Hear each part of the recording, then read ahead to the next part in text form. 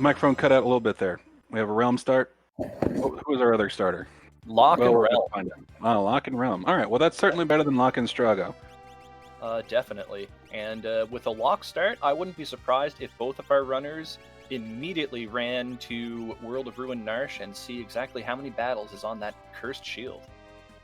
I think you are exactly right. And we're starting with Sword Tech and Blitz. So this will be an interesting seed. We'll have to see if it's as generous as the last one. Yeah, those are both good abilities in the randomizer. And Blitz, a very important ability. If we run into trains, they deserve to be suplexed. We will have to disqualify one or both runners if they elect not to do so if they find a train. I can personally testify that not suplexing the train is a bad idea. Now, is this a Ragnarok Esper or a no? I believe it's just a Ragnarok sword. It's the sword because the graphic was the little sparkly. Yeah. But we're starting off with probably the second best sword in the entire game, so that's a nice opening. And Locke is guaranteed to be able to swing Ragnarok around. Ooh, 18 on the Curse Shield, not what you want to see. I don't know if you even fight 18 things before Kefka's Tower, so the only way I would stick with this is if I happen to find a ribbon. Ribbon or Peace Ring, and you voluntarily go to an area with some forced battle. Yeah. But yeah, 18's a little high. 18's not completely out of the question, but it's definitely on the higher end of should I bother crippling one of my characters for more than half of the race. Right. Nothing I think the Narsh Treasury there. I think about 12 is about my cutoff. It's higher than 12. It's going to give me serious pause. I'll have to think about it. And then it'll depend on the rest of my gear and characters. I have. If I have characters that have like fixed battle checks, and I usually like doing those early on to get some early levels while progressing through. I mean, I might do as much as 16 if I have, say, a Terra start and I just go raft the Leet River. Ooh, well, hell. Ravel's going to check out what this monster in a box is, and we have a Vanilla Lobo. Yep. Gonna be one swing, one kill. You know, it's 168 XP, so that's technically not nothing. Yeah. Well, let's see if the Returner's hideout chests are any better. There's Flame Saber and Elixir. There's a chainsaw if you find someone with tools later on. Mr. Entity getting chancellered a little bit by that Returner, but is able to get through.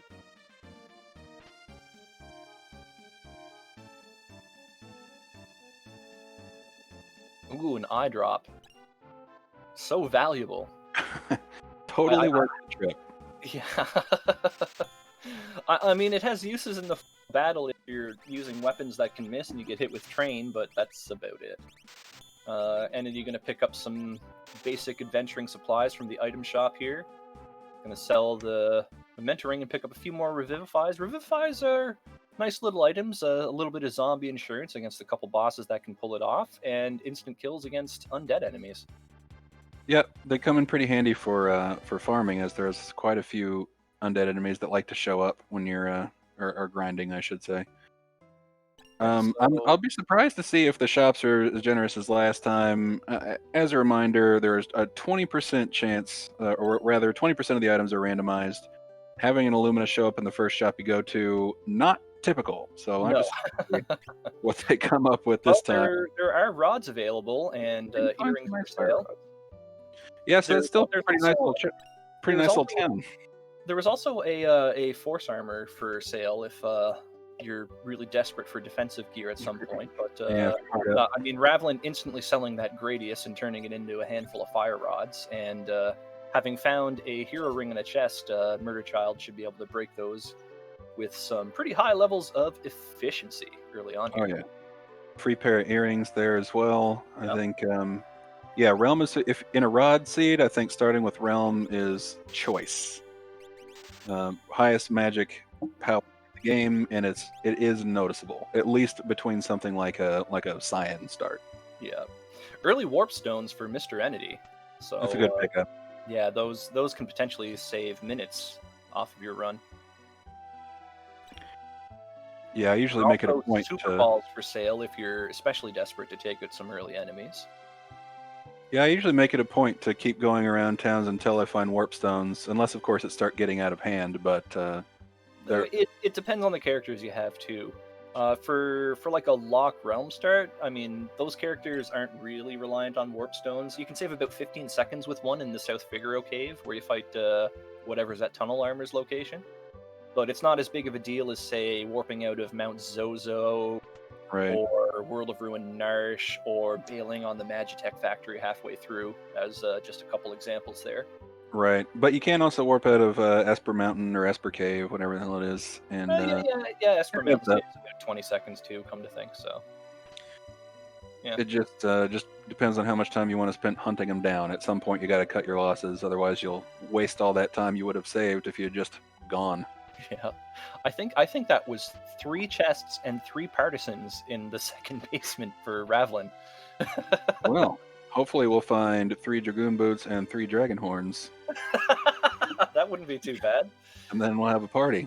Yeah. Well, Mr. Enid will be coming up on those chests momentarily. We can see if it was 3 partisans, 3 chests. There were at least 2. And So we're Ravlin, gonna take the longer walk through Phoenix Cave, but there's a decent amount of chests on the way there at least. So it's definitely not a bad place to start. I mean, a typical lock opening is to just do World of Ruin Narsh, get the check there, grab the Cursed Shield, see how much it is, and since you're just riding Moogle Charms anyway, just go right through the Phoenix Cave before you start doing any looting or shopping. Like, Right. you never know what you might find inside the treasure chests here. You might find something that A incentivizes Genji glove. you to ignore shops altogether. for example. Yeah, Genji Glove is definitely a nice accessory if you can find the weapons to go along with it. And a Force Shield as well. Yeah, this is turning out to be a good choice so far. It wouldn't be my first one, although it does depend on the seed and the scaling and whatnot. But yeah, the first thing I would do is go to Tunnel Armor, probably for a quick fight, quick heal. You can even do some grinding in there if you so choose. Yeah, especially if you're Ravlin when you've already picked up some rods. Mr. Entity is going to see about uncursing that shield, put it on Realm with a peace ring. So Realm defensively is going to be a little crippled for a majority of Mr. Entity's run here, but it will pay dividends when he eventually gets that Paladin shield and becomes basically unkillable. And if he's gotten it early enough, might have a chance to learn that Ultima spell on a character or two before the final battle. Yep, 2 quick dragons is all you need. Yep. Entity going right for the Tunnel Armor Cave. Presumably like going to see what the boss is before committing to any sort of grinding inside the cave, and that's exactly what he does. It's the Cranes, so this is definitely a winnable fight, but level 3 might be It's a gonna little be tough. edgy. Yeah. Unfortunately, can't go and get Bum Rush right off the bat, but Yeah. yeah, in this flag set, I think I would have spent a few more minutes looking for some rods personally, especially having a realm start, because you can start one-shotting bosses at that point. It's going to do a lot more damage than Pummel. Definitely a lot more. Even an Aura Bolt would be infinitely more damage than Pummel. There's that Flare proc Mr. Entity was looking for. With the Cranes at level 4, this should be enough to take out the one on the left. One would hope. Down it goes. Yeah.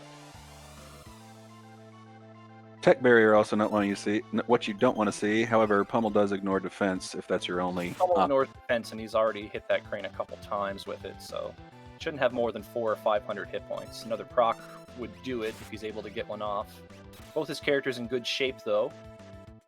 Another Ragnarok swing, going to be followed up with a Pummel here, and this should do it for the Cranes for Mr. Entity.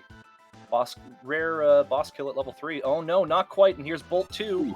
Lock goes down, Realm's still on her feet. And Ravlin finds the character he donated to avoid. Well, at least it was for a good cause. Uh-oh. That's hilarious. Oh, Mr. Entity's in trouble. The Crane shook the deck. That should be it for Mr. Entity here. So if I'm Mr. Entity, I think I just go right back in the cave there, take the Moogle Charm off, fight a couple battles, and then beat the Cranes. Yep. if you hit level 9, you'll triple your offensive output. I mean, you can already one-shot the cranes with the Pearl proc, or Flare proc, sorry. Yeah. I think I said that too many times in the previous race. Looks like he's going to go to Zen, and I mean, why not? No Espers yet. If you know you're going to want to gain a few quick levels before fighting the cranes again, you might as well see if it's cheap. And it's not an Esper. For 40,000 gil, this is yours.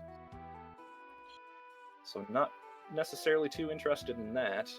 Although I would actually be curious, because I know it's not going to advance scaling, and I haven't found anything good yet. Or rather, I don't see anything to use to spend my money on in the shops, so I might pay it.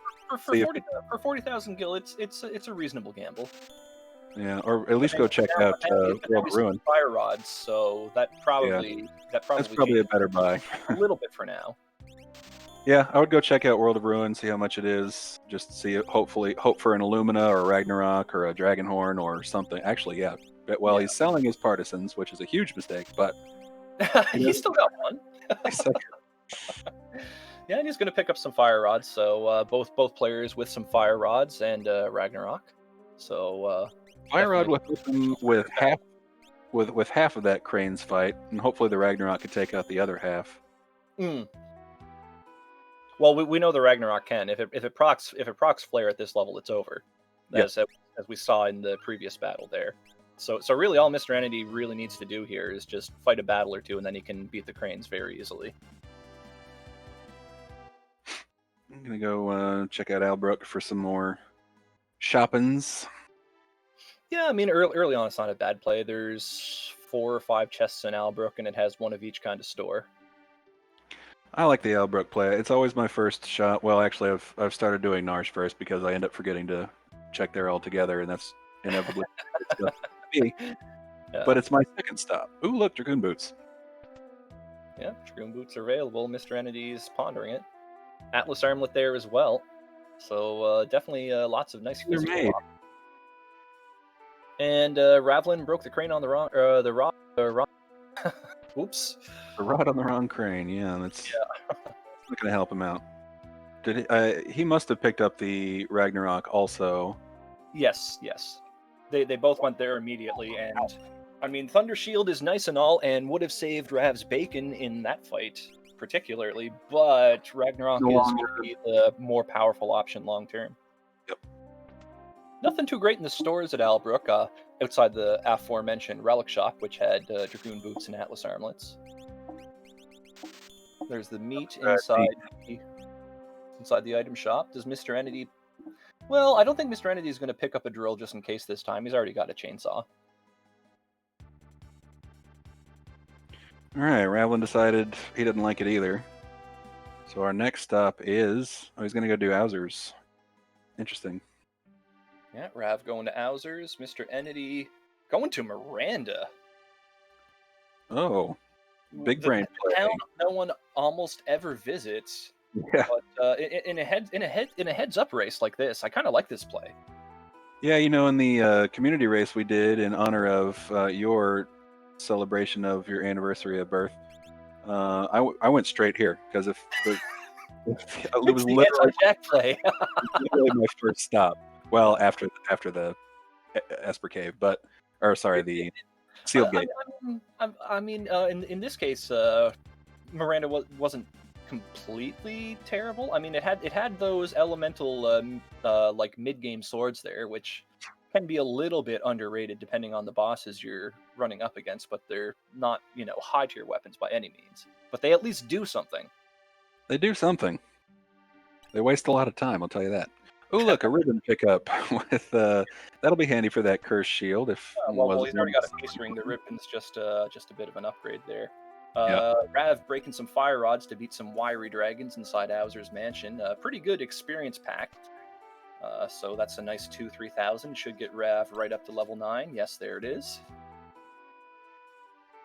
Interesting you chose to do an extra one when there's one available here, but, do as many as you like, I suppose.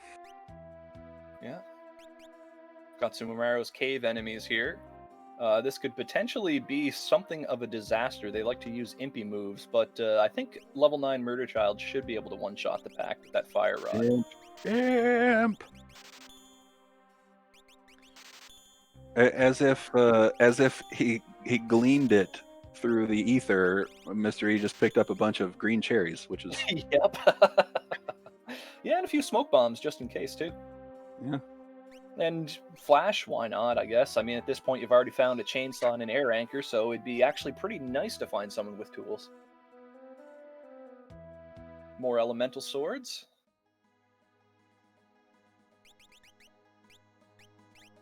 Rav on to battle number 2. For Hin 3, it's a time waster fight. Inescapable. They don't give any experience. Yeah. Not a difficult battle by any means, though. Just attack and they should all fall over. Or, you know, you can do some blitzes for show. Like that's overkill on that soldier enemy for sure. Mr. Entity's going to go try Esper Mountain. Yeah, that's what I mean. I would certainly try that before Owzers. However, you know, different routings, different possibilities. I certainly don't hold it against Ravlin, but I'm all in for the quick check. I think Owzers is a solid play. There's a few forced battles, so you're going to, you know, over level the curve before you get to the boss. Yeah, but again, like if you can see what the reward is, I can tell if it's a character, and then maybe get some other checks, and I won't need to do any random or fixed battles at all. I can rely solely on bosses. Speaking of seeing what the reward is, Entity just walked right past it. Well, now we can see it. It's a merchant, so it's not a character. Not a character. I mean, we know where a character is, and Ooh. yeah. And, this Inferno is definitely not something Ravlin wanted to see at all. not with Fire Rod. Takes a reset. I didn't even see what the boss was. That was so quick, but definitely something undesirable. It was Goddess. It was Goddess. Oh yeah, that's nope. I'm done here. Let's go somewhere else. Yep, go back to that cave, fight the cranes. Yep. Ravlin has the advantage on the leveling here against Inferno, but it's still Inferno. Yep, and he can't target. So yeah. Yeah.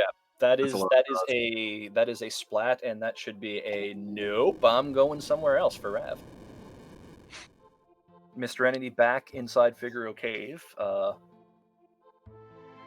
Looks like he's going to pick up the chest on the left that he ignored last time. It's a heavy shield. Congratulations, you just wasted 10 seconds of your life. So if you're Mr. Entity, I think you heal, you take off the charm, you fight a battle or two, and then go for the cranes. Yeah. Or try them again. I mean, yeah, it's definitely doable.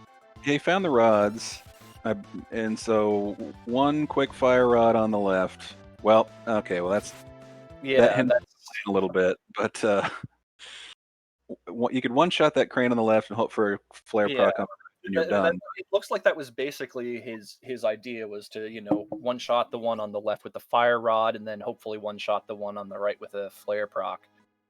But pincer attack means the enemies are usually going to go first, and they basically wiped him out outright. Yep, we'll see if he decides to do some grinding in here up by the. All you have to do is fight one battle. One battle is all you need to do. One battle of pretty much anything besides a Lobo will immediately double your levels here. Yeah, exactly. Kefka's tower enemies are a little on the scary side, but he has enough fire rods to get through here. A nice little flare proc there won't hurt. Nope, definitely not. Like, these enemies naturally are an extremely high level, so their hit points is not going to be very bad at all, as you can see by that instant kill on the Malboro. As long as he gets that Great Behemoth out of the way, he should be fine. Honestly, I don't even think the Great Behemoth would have enough magic to cast Meteor at this low level, so this might actually be a very deceptively easy battle. Yeah, those haymakers aren't doing squat, so he's in pretty good shape. There is one battle, and he's now level 9, possibly 10. That was on the higher end of 2000. Yep. But level 9. Level 9 party, he's not going to lose to the cranes this time. Not today. Well, no. We'll see. Who knows? Meanwhile, Ravlin beat up the chest monsters inside Owzers. Unfortunately, we saw a lot of Dobermans there who don't give experience, but Rav did get a couple levels out of the other packs and is going to try again. Entity runs into Hemophite Retainer, one of the more dangerous enemy combinations in the game. I mean, you might as well try to fight it out because the heal's right there, and you know, at worst you lose one character, as long as they both go down, which they do. So Yeah. that'll get another couple levels on his Locke at least, and Locke needs levels more than Murderchild does at this point, since he's the one swinging the physical weapon. And he's not utilizing his earrings since he's using that curse shield. So Realm is not doing as much damage as she could be. She doesn't need to do as much damage as she could in this case. The Crane's level 4. And she's going to one-shot the one on the left with a fire rod no matter what at this level.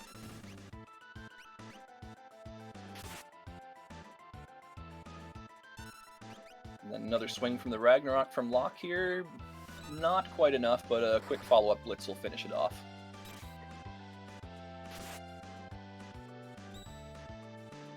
Almost. One on the right does tend to have more HP. I'm surprised. There we go. Yeah, much better. Ravlin gets a nice flare proc on Inferno here. The claw comes back, and out comes a Delta hit. Ooh, Mr. Entity finds Mog, so there's potentially multiple ways through this seed. All right. Yeah, hopefully he does Mog's check and finds a character either in Mog's check or at Kefket Narsh, and we don't have to bother with Strago at all. Yeah. This looks like another wipe for Ravlin, definitely. Yeah. Ravlin may be overcommitting to this Inferno battle early on here. Unfortunately, he's got the right kind of rod to speed through it. Those fire rods are doing nothing against Inferno. He absorbs that. Right. Yeah. The play is to go back to the cranes.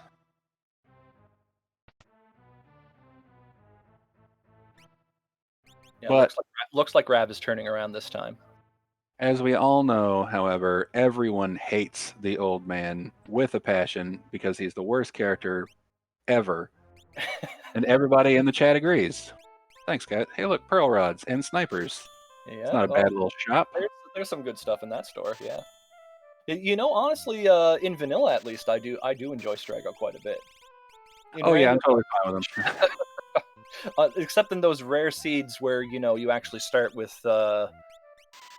Grand Train on a lore, for example. Yeah. Yeah, or if he has, you know, throw more for Runic, which are generally the better commands to have.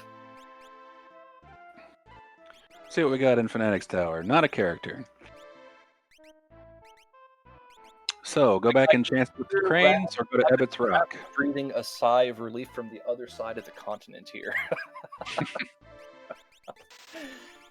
Yeah, he's gonna go try. He's just not impressed with the cranes fight, so he's gonna go back to Ebbett's Rock, or rather, go check out Ebbett's Rock.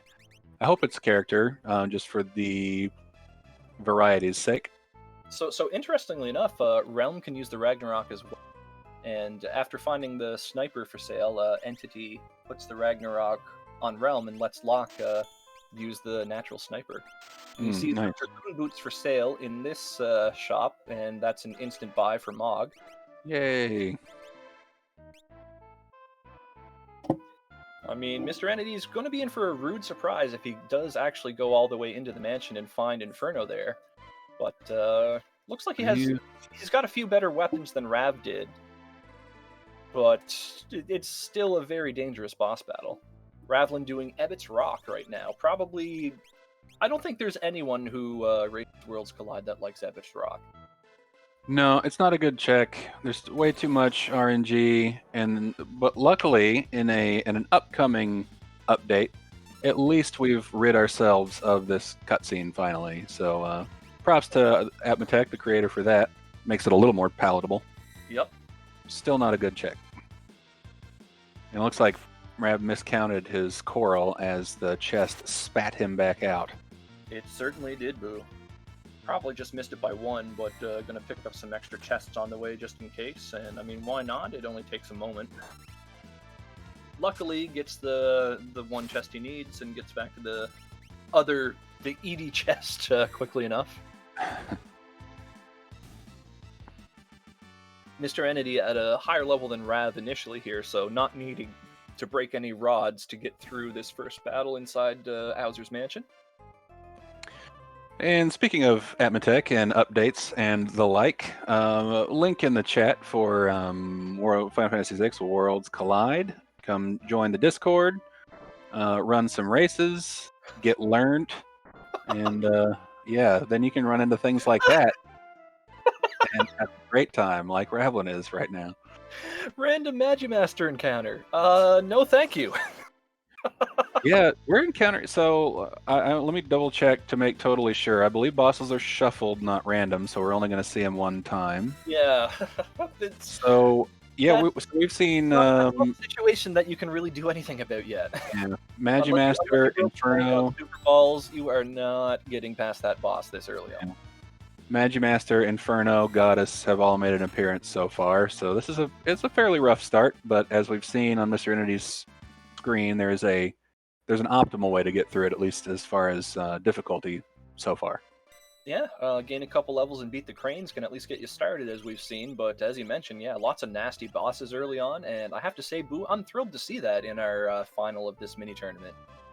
Yeah, we got to give them some sort of challenge, right? We can't just hand them Illuminas and tell them to go beat Leader again. Exactly. They had the feast last seed, so now it's time for the famine. Though I suppose they've already got a Ragnarok and a jump set up, so it's not that famine-like. Yeah, we gotta get out of here someday. It's more like you're fed like bread and water. Sure, it's food, but it's not good food. Yeah, good point. He found that, so he got a nice flare proc, and he has a pearl rod. He looks like he bought one, so excuse me. I think he might be okay here. Depends on, I don't know how much HP he has at this level, but I think Inferno's level 6, so it's probably got 4,000-ish.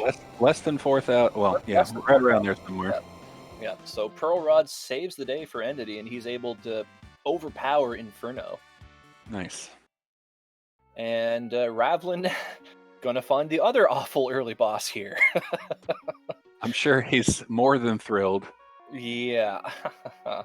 Luckily, I mean, he has fire rods. He has fire rods, and they do work on the boss.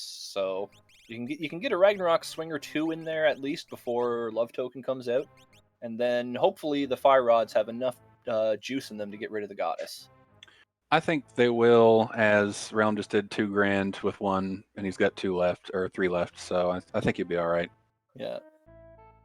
Oh, look at this. Use dispatch with Mr. Thou. Early auction play for Mr. Entity? Just hopping in to see if there were stones available. Because all I have to do is talk to the guy, and he'll tell you if there's espers there or not. I mean, that's useful knowledge for later on in the run if you're seeking espers for characters. Picks up his sleeping bag supply and dried meat. And just going to pick up a few extra potions with some of his remaining gil. Ravlin made short work of Goddess there. Though I missed what the reward was. I believe it was another Ragnarok, as I just saw him equip another one onto Realm. Ah, okay. I thought he just moved one, but that would make sense. Yeah. Are we doing Kefka at Narsh? What are these 2 parties here? Oh no, he must be going to the Phoenix Cave. And yes, as Rob Draven points out in chat, you also get a free Excalibur from the Goddess fight, which is a handy 10,000 GP. Maybe even 15. Powerful throw. Or throw, yep. Yeah, Mr. Entity going to go for the free check here, so we know that this has Old Man Strago waiting at the end. Mr. Entity with a little bit more juice up his sleeve, though. Wonder if he maybe tries to see what the dragon is and give that a go. No Illuminus this time. I'd be surprised if he does, but especially since he had to split his party up. But we'll see. Well, he's got his 2 best members in Party 1, which is the one that basically will end up facing the dragon while the other team's at the save point. So might be worth a shot. I mean, if it's a nice dragon, you got fire rods, it's a free fight. Ravlin employing the menu skip of the flame there, as we saw from somebody last race. Maybe it was Ravlin also. I believe it was Vince, actually. Yeah, I think you might be right. Rav never went to Burning House. Uh-oh. Mr. Entity made a boo-boo. Entity forgot to equip a Moogle Charm. Mog with the Clutch Brock, and here comes the Smoke Bomb to save the day. Yeah, that could have been bad. That could have been very bad. And Moogle Charm.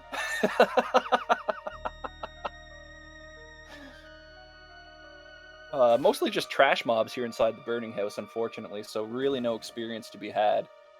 There's Sabin scenario enemies, which are just awful for experience, and just a couple of Tuskers from Mount Colts, which is the first proper dungeon in the game, so yeah. Yeah, not gonna move the needle much there. No, might gain a level or two just from sheer attrition of slogging your way through the area, but you're not getting more than, a few hundred experience a fight.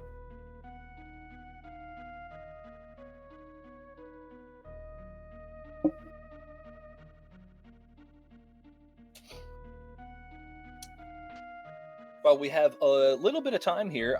This is, as we've mentioned, the Tournaments of Hope. This is a charity event with our proceeds going to benefit. I forget the Bale Project. The Bale Project, I believe it was. Yes. I should know that off the top of my head here, but I just kind of slipped my tongue there. And yeah, we still have a couple events coming up here. Tomorrow, Saturday, at I believe it is, yes, tomorrow Saturday at 5:30 Eastern, we've got Beatmania 2 DX. And there is a donation incentive for that to have 4 extra songs thrown in. Currently, we are 70% of the way to that goal. We just need another $30 for that incentive to be met. So if you want to donate to a good cause and see a little bit more Beatmania action than you signed up, then we've got on cue. Open up the checkbook, send us a few shekels, and we'll make that happen. And we also have one more event on Sunday. That'll be happening at noon Eastern. It's the Chrono Trigger Jets of Time randomizer. So another open world randomizer, somewhat similar to this one, a little more lock and key based, but also based on a classic Super Nintendo JRPG, and it sounds like that should be a lot of fun too. And in the meantime here, Mr. Entity found a. Did you see that last race, Boo? Excuse me? Didn't we see number 128 in the Burning House in the previous race? Oh, that's possible. Yeah. Well, it's Could just be a character this time. Yeah. But Mr. Entity found himself a Minerva right behind the dragon that he picked up, and then proceeded to find the one dragon that Minerva doesn't help with, but made it through anyway. So Minerva works against Pearl. You're immune to Pearl damage on Minerva. Really? Yeah. Oh, you're immune to 4 elements, and you have the other 4. I thought we were okay. Well, that's good to know. Oh, and there's a dragon horn from the drop. Pearl Lance from the dragon, and then dragon horn is the bonus item. The stars have we have Super Dragoon Mog unlocked on Mr. Entity's side. All right. Well, this is even better than Illumina's. I don't know about better, but it's comparable. That's for sure. Well, I know I'll have more. Mr. Entity wanting to equip it right away, but he's like, wait, no, not yet. I need that Moogle Charm on. I almost got killed by Boris last time. But yeah, Gao pickup for Ravlin. So Ravlin sitting at a nice 4 characters, and yeah, it looks like there's quite a few different ways to get through the seed. Mr. Entity beating the Cranes and finding Mog. We're not sure what Mog leads to just yet, mind you. But Strago also available from Phoenix Cave, which eventually leads to Gao in the Burning House. Yeah, I hope we go see the Mog check here. I can't imagine Mr. Entity is going to volunteer to do a Strago check before that one. So hopefully, I think so too, Boo. Like I what I would like to see is Mr. Entity go to Narsh and do Mog's check, and either Mog's check or Kefka at Narsh has a character like Sabin or Shadow that have multiple checks, so we get both erasers going off in all crazy different dimensions. Yeah, agreed. That would be nice. I mean, especially after at least how character progression was in our previous race there. Like everyone found the exact same 6 characters out of necessity. Right. Yeah, it was pretty much only one way to go in that seed. So where is Mr. Entity headed now? Up more once you got Terra, but the thing is, at that point, all of our runners were really only missing 1 or 2 Espers. Oh, Mr. Entity is going to not like the end of this. No, he's not. Well, Yeah. we know how this is going to end. 2 minutes of RNG and then resetting out. And then reset. Yeah. Ooh, so it looks like the Zen buy was an Aegis Shield. So not the best thing in the world, but it can't hurt. Aegis Shield is a nice piece of defensive gear for sure, but this randomizer really tends to favor offense, at least for speed. But, if you got a character wearing an Aegis Shield and a Minerva, they're pretty hard to put down.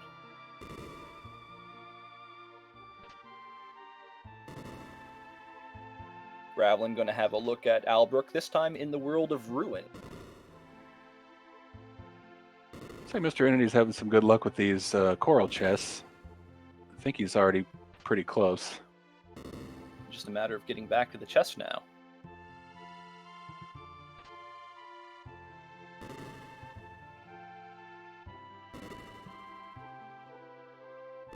Nothing interesting in the weapon shop there. Do we have any way to kill Magimaster at this point in time? Outside of maybe if they picked up a wall ring, which they don't have equipped anyway, so it's not going to matter. Yeah, Mr. Entity found the chest, but I guess he's still missing a piece of coral or two because he took the teleport right away.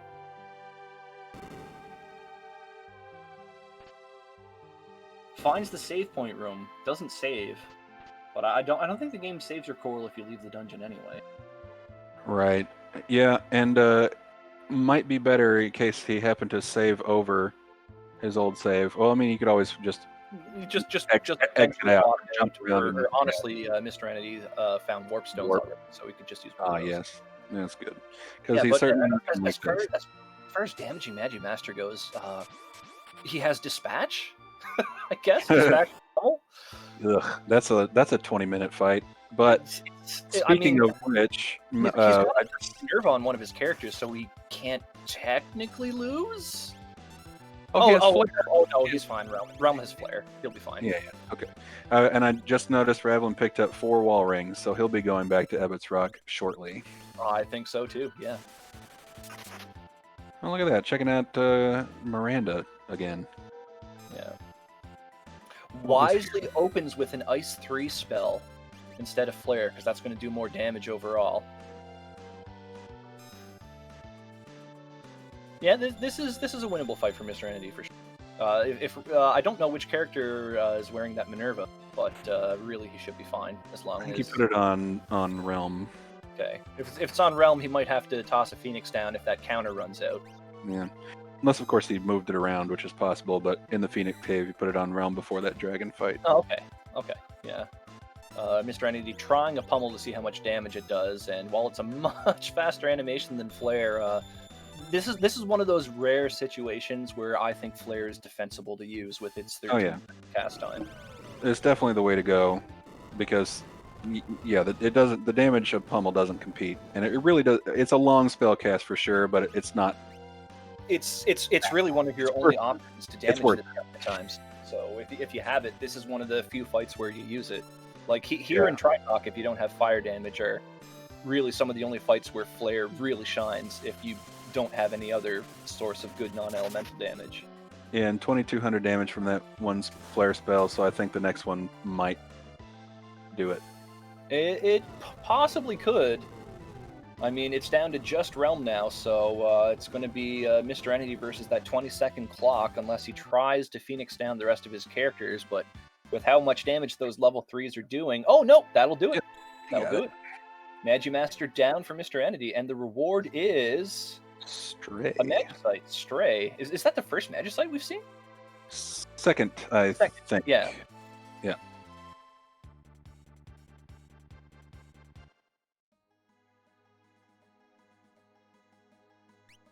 And, well, we'll go see what's at Narsh for Mr. Entity.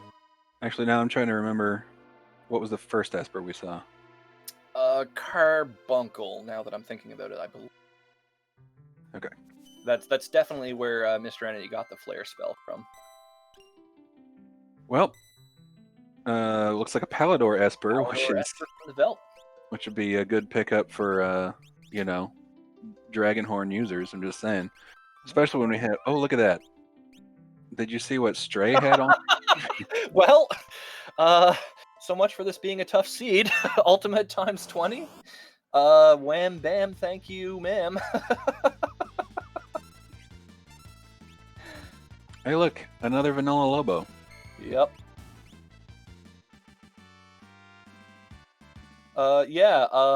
So there's going to be giant blue domes of death for Mr. Entity everywhere. Mr. Entity able to power through that Magimaster fight, giving him a gigantic advantage over Ravlin right now. Yep, and it makes you wonder if he's still going to keep up with the Paladin or the Curse Shield, or just forego it and go faster. I think he'll keep it on at this point. He's already got 6 or 7 battles into it, and looks like he was just trying to fish a quick battle outside here. I think he might have multiple Moogle charms on though. But yeah, he just wants one battle at times 20. As long as the enemy gives a magic point, which these fossil fangs, I should say, do. That's an instant Ultima learn. And he could have just used a couple of Revivifies to get rid of those, but Fire Rod does the trick. And at this point, you might as well use the Fire Rod because you have Ultima. You're never going to need those again.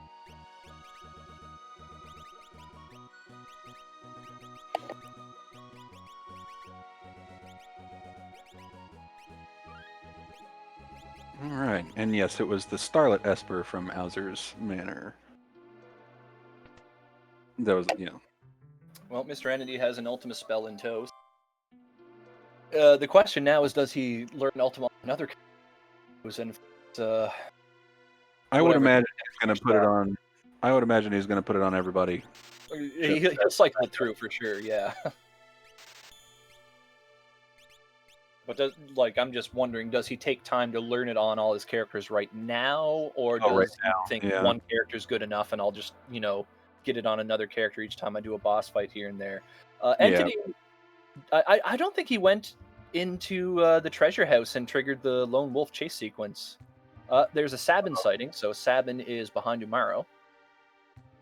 And picked up a random Ragnarok there in that cave, which is nice. But you're right. Mr. Entity forgot to go into the lone wolf room. Yeah, so he might be a little disappointed in himself when he gets to the top of Narsh here, but he'll at least get a peek at what the Kefka Narsh battle is. Yeah, and he just realized it. Yep, there he goes.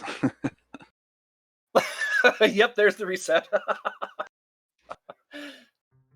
I guess I'm a little bit behind on the stream here, so sorry about that. I will try not to spoil the fun. Oh, it doesn't matter.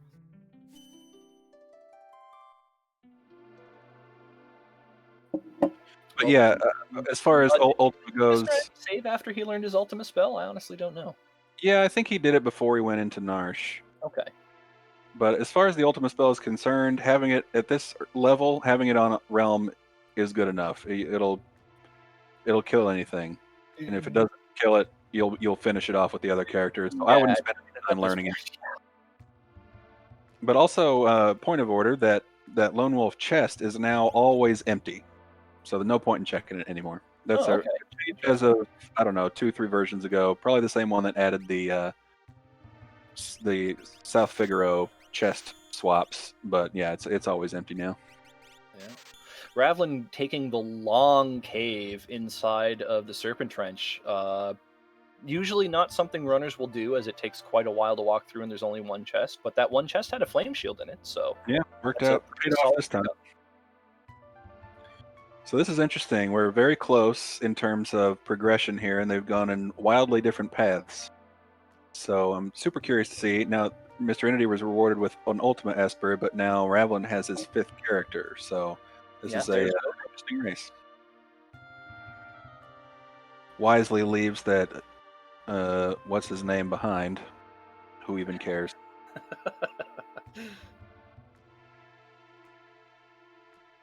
Yep. Yeah, that's All 5 right. characters for Ravlin, and we know that Mog is defeats the Cranes. So So no this is starting to look, character. this is starting to look like a seed where and yeah, there's Umaro under Mog's checks, and we know that Umaro leads to Sabin, so that'll be Mr. Entity's 6 characters. Yep. So yeah, this was a nice open seed compared to the last one. Yeah, this is great. And now he has enough characters to where he doesn't need to bring the stupid Yeti along, which is even better. Yep.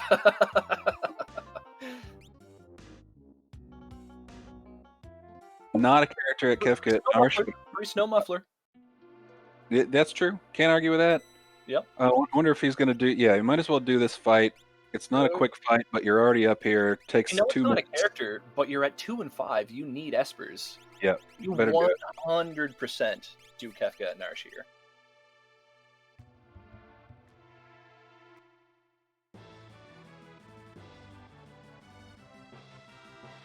Gogo's a pretty interesting character in this seed because we've got a couple good secondary commands already, and, well, once you know Ultima, Gogo knows Ultima too. Yep, pretty good pickup. Yeah. Can't Ravlin's going to go put any back to pump the Cranes here. So this will be a Mog recruited for Ravlin. This will be character number 6. So And he would. yeah, when you see this many characters early and you're looking for Espers, I feel like it's almost a foregone conclusion that we are going to see more characters than are required for the seed. Yeah, I have to imagine he's going to go up and do the Mog check right after this and find his 7th character, and then do Kefka at Narsh. And I wouldn't be surprised to see either or both of them hit the auction house as well at some point. There were glowing stones available whenever Mr. Entity had a peak while in Jador, so I could definitely see that being the end play when it's like, okay, I'm at 8 Espers, I know there's one there, let's just suck it up and run it a couple times. Yep. We got a leader sighting at Kefka at Narsh. Mr. Entity, one of the few racers that enjoys and typically gets good use out of the slot command. So using Mog slots to roll a Chocobop and take out the leader. And interestingly, Ravlin just picked up Mog and put him in his party as well, replacing the old man. Ravlin really doesn't like Strago, so I'm not surprised. Yeah, and he really likes Mog, so I guess that worked out pretty well for him. Yeah. Unfortunately for Ravlin, when going through the Phoenix Cave, wasn't able to battle the dragon that Mr. Entity did, so he's missing out on the Pearl Rod and the Dragoon Horn there.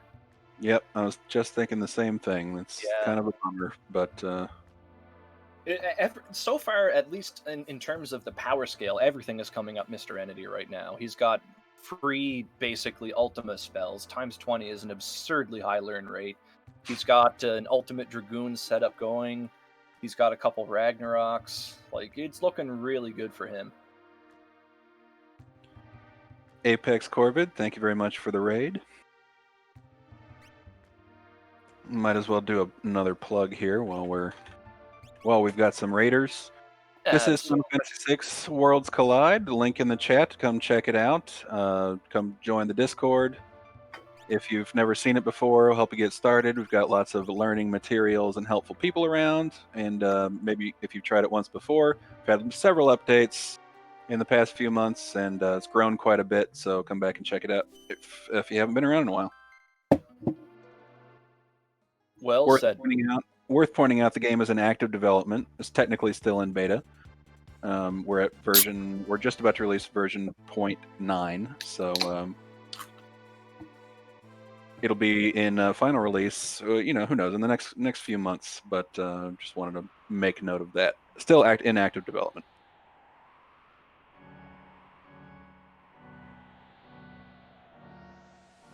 What kind of soda pop you drinking there, Jack? It is a local commodity. Nice. And as predicted, Ravlin go to check out that Mog check. Gonna find himself another character, which he probably wasn't looking for. No, definitely not. And Ravlin knows that Umaru is the Sabin, so definitely won't be doing Umaru's check. Actually, you know what?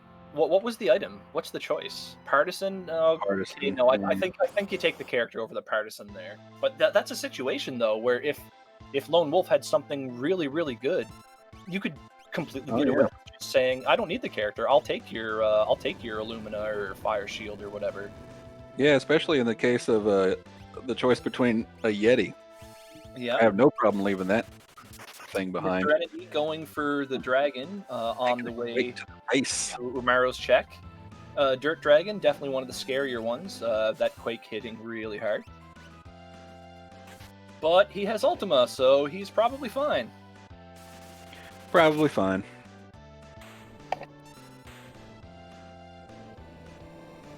And down he goes. And down goes the Dirt Dragon.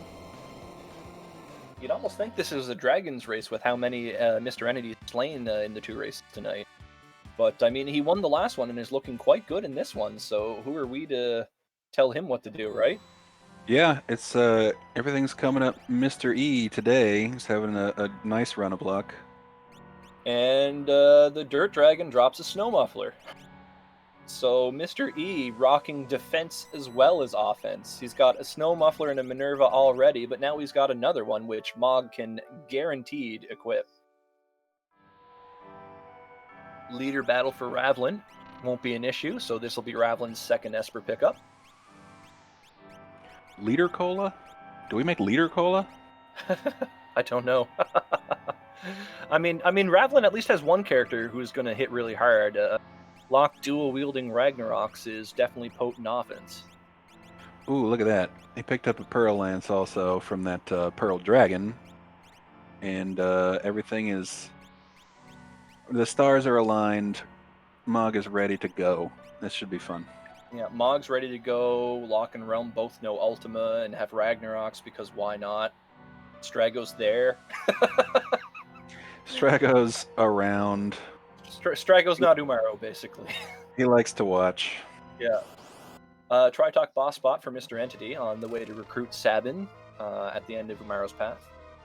This might have been best case for Mr. Entity because now he can pick up an Esper potentially along the way to getting his final character, who opens up a lot of potential checks here. So routing choices were great.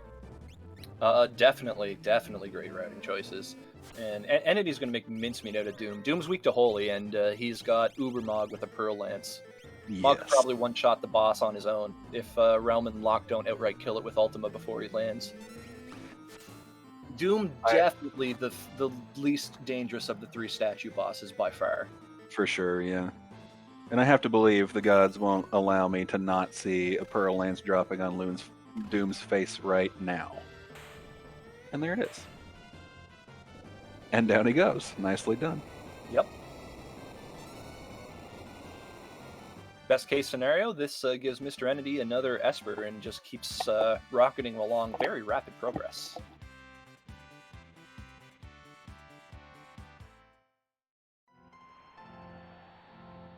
And also pretty soon we should see that little message that says curse dispelled. So that'll only help its case also. Yeah, I think it's been 11 or 12. And what was the number? 16 or 18? I forget. Yeah. And now it's Strago's turn to learn Ultima. Hooray! And Mr. Entity going to go back and take a safety save. I mean, there are still a couple bosses that could pose a significant threat if they do get a turn, so I don't blame them for this. Yeah, I mean, might as well take the 20 seconds to avoid potentially losing 5 minutes. Yeah, like if you run into, say, Spicy Chicken and it goes first, you could be in for a really bad time. Ravlin back taking another shot at Inferno here. I have to think that this is going to go much better for Ravlin this time around, Boo. You'd have to think so. Although he is still rocking the blitzes, which you can't target, so it's not gonna be super easy. Yeah. There's another Genji glove for Mr. Entity if he wants to dual wield Ragnaroks at some point. Knowing him, I wouldn't be too surprised if he does. But, I mean, he's got Ultima, so it would be until at least level 40 where dual Ragnaroks would catch up to Ultima. Using Fire Dance for some reason. Maybe just probably to get get rid rid of of the boss, I would say, and make sure that you can't get hit by Delta attack. It's going to Yeah. heal the boss, but it takes out its potentially most dangerous move. Oh, we've got everyone's favorite 60s rock band, Hiding in the Hot Nights. He's going to have to be careful here with these Ultimas. If he takes out all 4 of those Hide Knights, he's going to get Grand Trained, and he can probably tank it with 2 of his characters, but it'll definitely kill the other 2. Oh, he's going to kill Hiding long before Grand Train comes out. Worst case Yeah, scenario, probably- Mog jumps over it. Ultima is such a cheat code. It really is. Nope, here it comes. Yeah. Now, does Grand Train suffer from? Oh, well, that was a little lackluster, but It's the level on the enemy playing Yeah. in Trinity's favor. just out of curiosity, do you know? Because Haydn's like level 70 or something in the code normally, I think. Yeah. Do you happen to know if Grand Train suffers from split target damage? It does. Okay. It's basically Ultima with less spell power. It Yeah. has the exact same properties. It ignores defense. It has split damage. It can't be evaded. It's the same spell with less oomph behind it. Got it. Well, no matter. Mr. Entity found his final character as Ravlin's going to pick up his 3rd Esper. Yep. So Sad- the Esper hunt is officially on. Which isn't particularly great, but he's not Strago, so in the party he goes.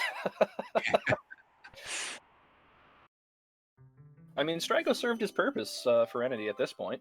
I mean, Yep. Strago learned Ultima from that battle, so, that's a good fallback option / secondary damage in Kefka's tower later. Oh yeah, we'll take that.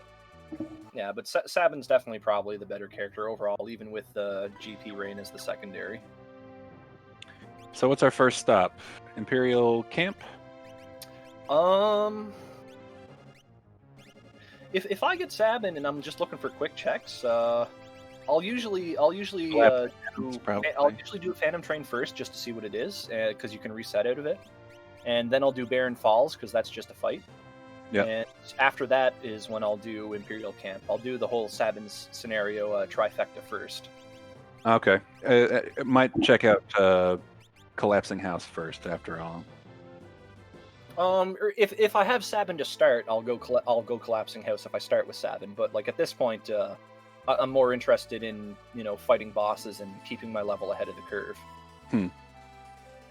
But Mr. Entity was already in the world, so I can totally understand going to Zen. Saves you a world switch. I mean, it might seem like a minor thing, but every time you switch worlds, it does take about 10 seconds. Not a character, so Not a character, so in you go. Yeah. Good.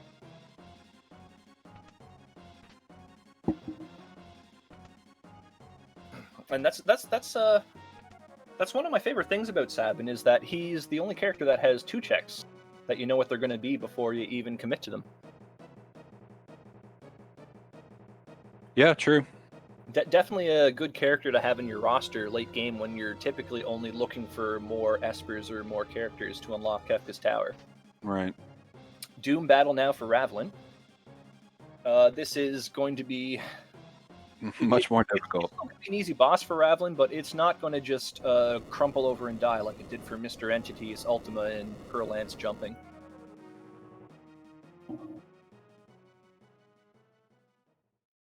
Yeah, Ravlin's hurting for offense at this point. Let's see, what was the play? Where was the split between the 2 runners? What set Mr. Entity on that path? He got Mog, and then he did. What other character did he pick up? He actually picked up Strago after Mog. Right. Mr. Entity never went to Burning House like Rav did, and that's where Gao was found, which led to Gogo. Right. So, So theoretically, Ravlin could still be on the same path and find Ultima. He just find it way too late. well, the thing is, Rav technically found it first. Ravlin just didn't have the flare spell that Mr. Entity did that got him through Magimaster. And just being able to beat Magimaster there and it being an Esper with times 20 Ultima is I don't want to call it this early, but that's just a huge advantage for Entity, and I could definitely see that deciding the outcome of the race. Yep, that's the difference maker for sure. Mr. Entity showing off his 8 tents and 22 sleeping bags. Probably didn't need to buy that many sleeping bags, but well. yeah. There wasn't really too many things in the shops that we saw at the start of the game, other than a few rods that you would spend your money on. So yeah, there were the consumables that you want scattered about, but this isn't a seed where you could walk into a shop and be like, okay, there's my Phoenix Downs, Revivifies, Remedies, sleeping bags, all, shop till you drop. It's Walmart, everything you need right there. Yep. Well, there's the Seraphim Esper for Ravlin after defeating the Tritox spot. Ravlin does know that Umaro leads to Sabin. The question is... You'd think he wouldn't go get him. Recruit Sabin for the checks. Looks like he's going to. Yeah. And yeah, looks like that what Ravlin's going to do. Just going to jump down there, and here we go. Mr. Entity electing to pick up a couple chests in the Imperial camp. And, this is kind of a point where I feel like, do you really need more chests? You've got 2 Snowflowers, a Minerva, 2 Ragnaroks, Ultima. Yeah, at this point, you'd like to see him just... At this point. And you'd like to see him just go. Yeah, exactly. Like about the only thing I'd really want to have is maybe an elixir or 2 just in case. And maybe there's an item shop that sells those. And now Sabin's on the Ultima train.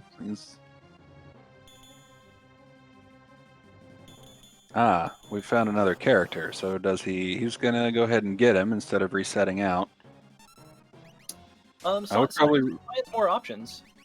Yeah, but he only needs 4 Espers, and he still has the Phantom train. Battles, or could just run from these battles. Yeah. I mean, a Slam Dancer is just attack it; it's gone. Go check out the auction house. And he's got a couple Sabin. I don't know. Maybe this could be the play. Maybe there's just not enough checks to get 4 Espers. There might be, there might not be. I think the main reason why you just go ahead and get Cyan here is you're already right next to Cyan's fastest check. Just pick him up, get out of the camp, and go there right away and see if it's an Esper.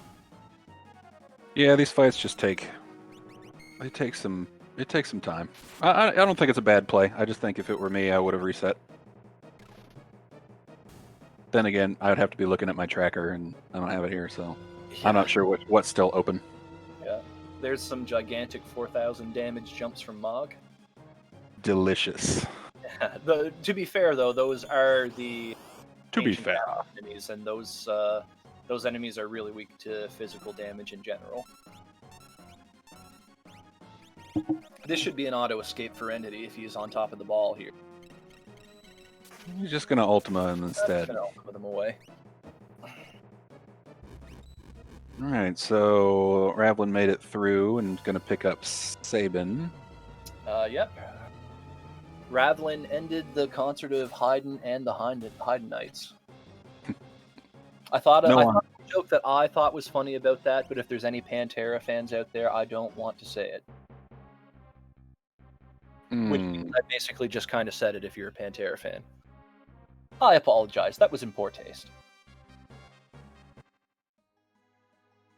I'll take your word for it.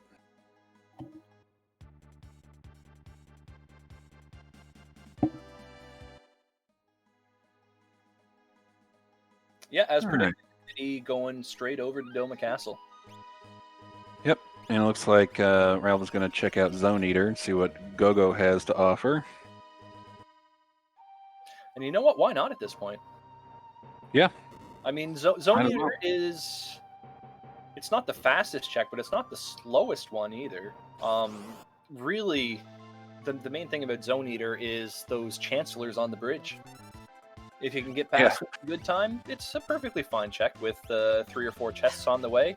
If they keep knocking you down, you're going to have fits. Yeah. Yeah, my luck with these guys is not great. Yeah. I mean, the first 2 bridge hoppings aren't bad, but this guy right in the middle here. Doink. There he goes. Yeah. Yep, Well, he's the one. Regular Kefka for Entity. So that's not an issue at all.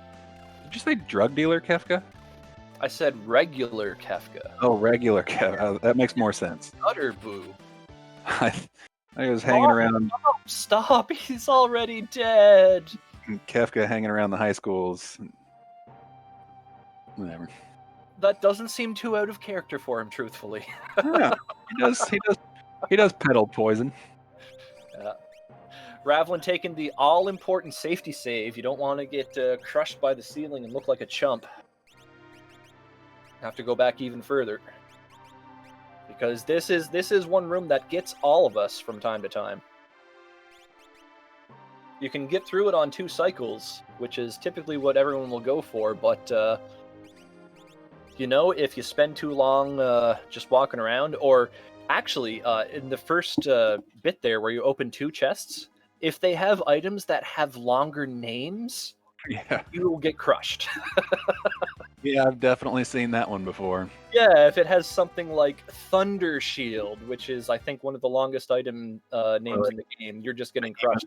There's a Setzer for Ravlin. Not what you want to see, but the good news about Setzer is that his checks are all very fast. Very fast, yeah. So I think that's 9 characters for Ravlin now. Well, the good news is now any character he finds, he can definitely nope out of. Mm-hmm. And he'll have 2 quick checks here, which can only, not can only be Espers, but have a good probability of being Espers. Well, there's also Nope, there's another character. No way, it's Shadow. So that's 10 characters for Ravlin now. We at least know. So give another quick check. Yeah, we at least know where Cyan is. But who else is still on the table now? Terra Celes, and who else haven't we seen? Edgar? Yes, Edgar. Yep. Yeah.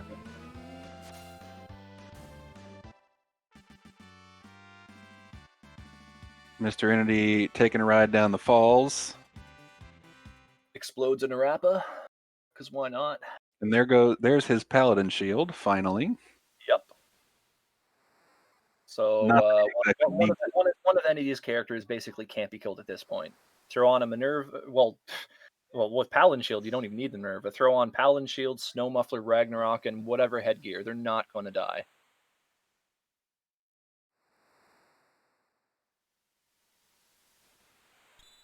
And not a character. It's Bismarck. Bismarck, so that's number 7 for Mr. Entity.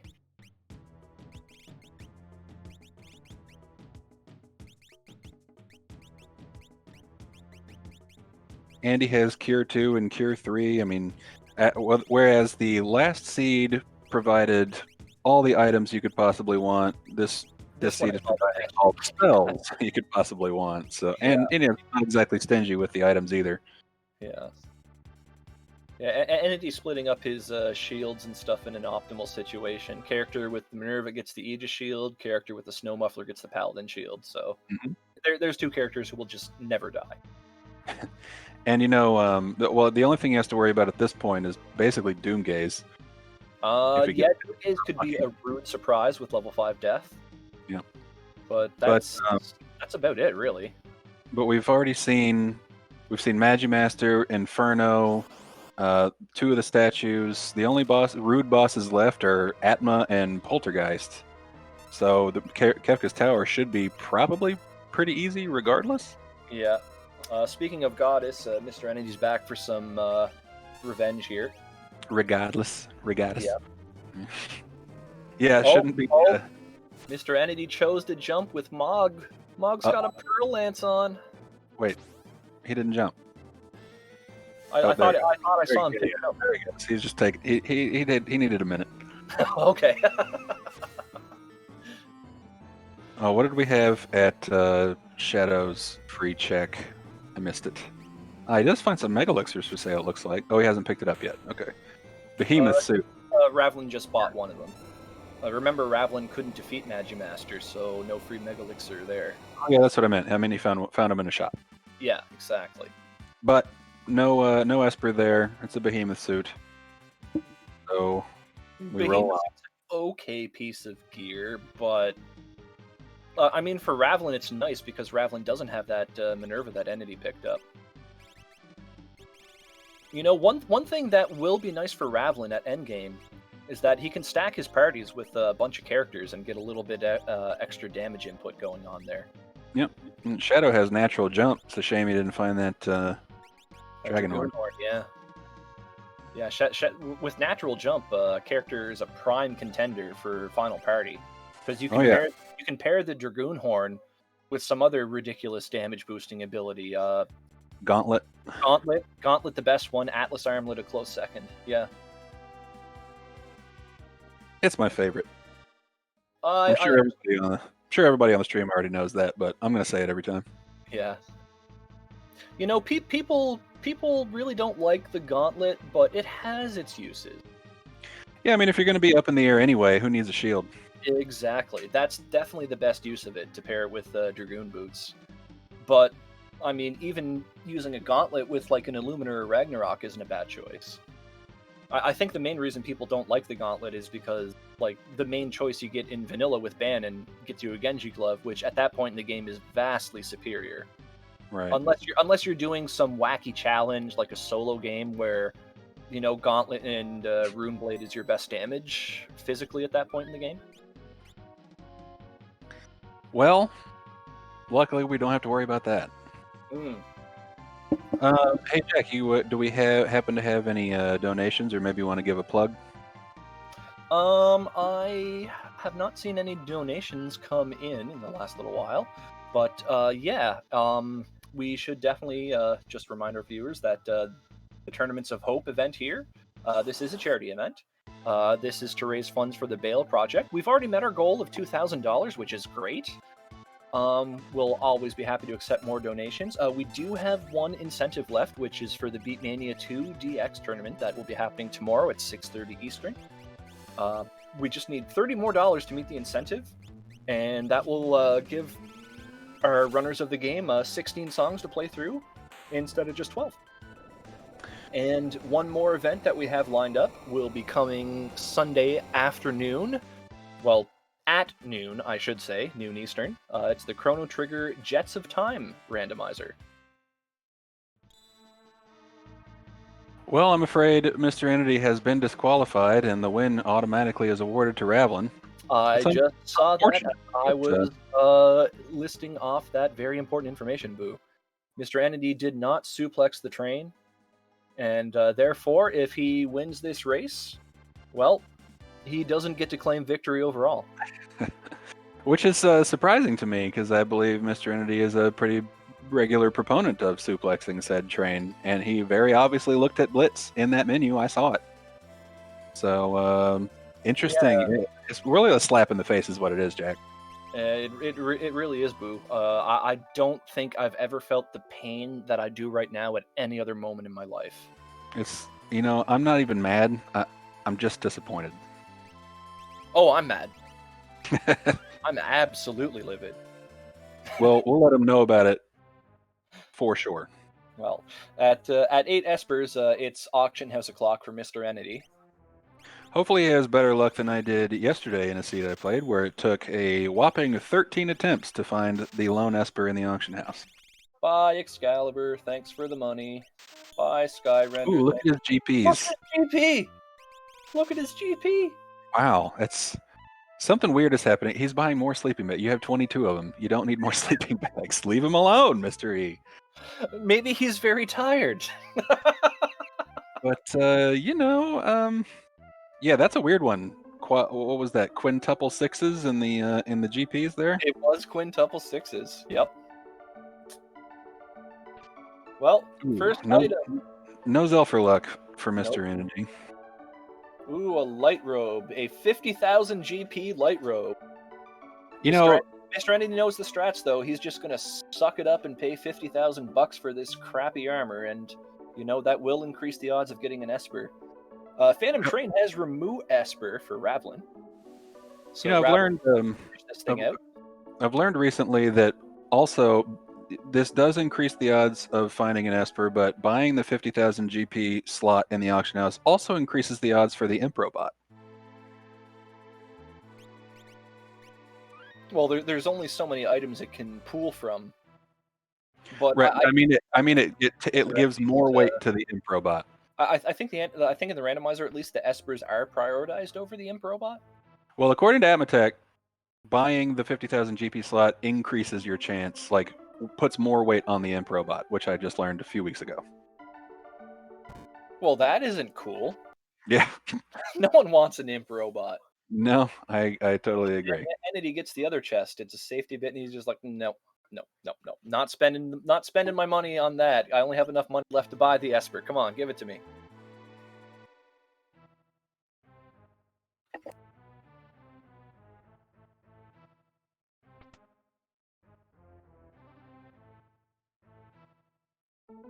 Yeah, I guess we should point out, just in case we have any new viewers here who are wondering what we're talking about, suplexing the train is not technically a requirement to finish the race, just to be 100% clear. It's just it's expected of a runner of Mr. Entity's caliber.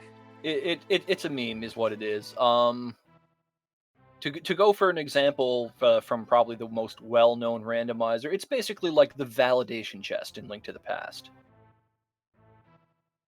What is that? It's the validation chest. It's the last chest at the top of Ganon's tower. It'll never have anything you need in it because you need everything else in the game to get that far. But people open it anyway to quote-unquote validate the run. I see. There's some tentacles at the end of the Phantom Train for Ravlin, and there's the Esper for Mr. Entity. Didn't see the name of it, but I don't think it really matters which Esper it is at this point. Maybe an Insurance Fenrir or Golem would be nice, but meh. Yeah, this is interesting. This is just be number. It might already be number 7 for Ravlin. I'm not sure this will make 8 since he got it at the start, but finishing at the same time, the auction house can. Luckily, Mr. Entity got relatively lucky on just his 4th try, I guess, but it can end up taking a long time if you get super unlucky, especially if the auction house only holds 1 stone instead of 2. Yeah, auction house it's a gamble. It's a gamble. I know Mr. Entity quite well, and he's typically not a gambler, but I mean, this is the final race of this mini tournament there. You got to go for it. And yeah, like the thing is, Mr. Entity doesn't know that he's a good distance ahead progress-wise and has the far better offense. Yep. Like in a situation like this, like you always assume you're behind. Like especially just the way that things planned out. Locke leading to Strago if you did Phoenix Cave, Strago leading to that Ultimate Esper. If your Entity, even though it's Magimaster in the way there, you got past that. You're thinking, well, I didn't go to Phoenix Cave right after Narshe, which is a popular Locke starting play. So maybe Ravlin had Ultima 20 minutes ago, so I gotta go. Well, which it begs the question, if you have 1 Esper to go and you have the choice between the auction house or the Phantom Train, which do you pick? I would peek the Phantom Train.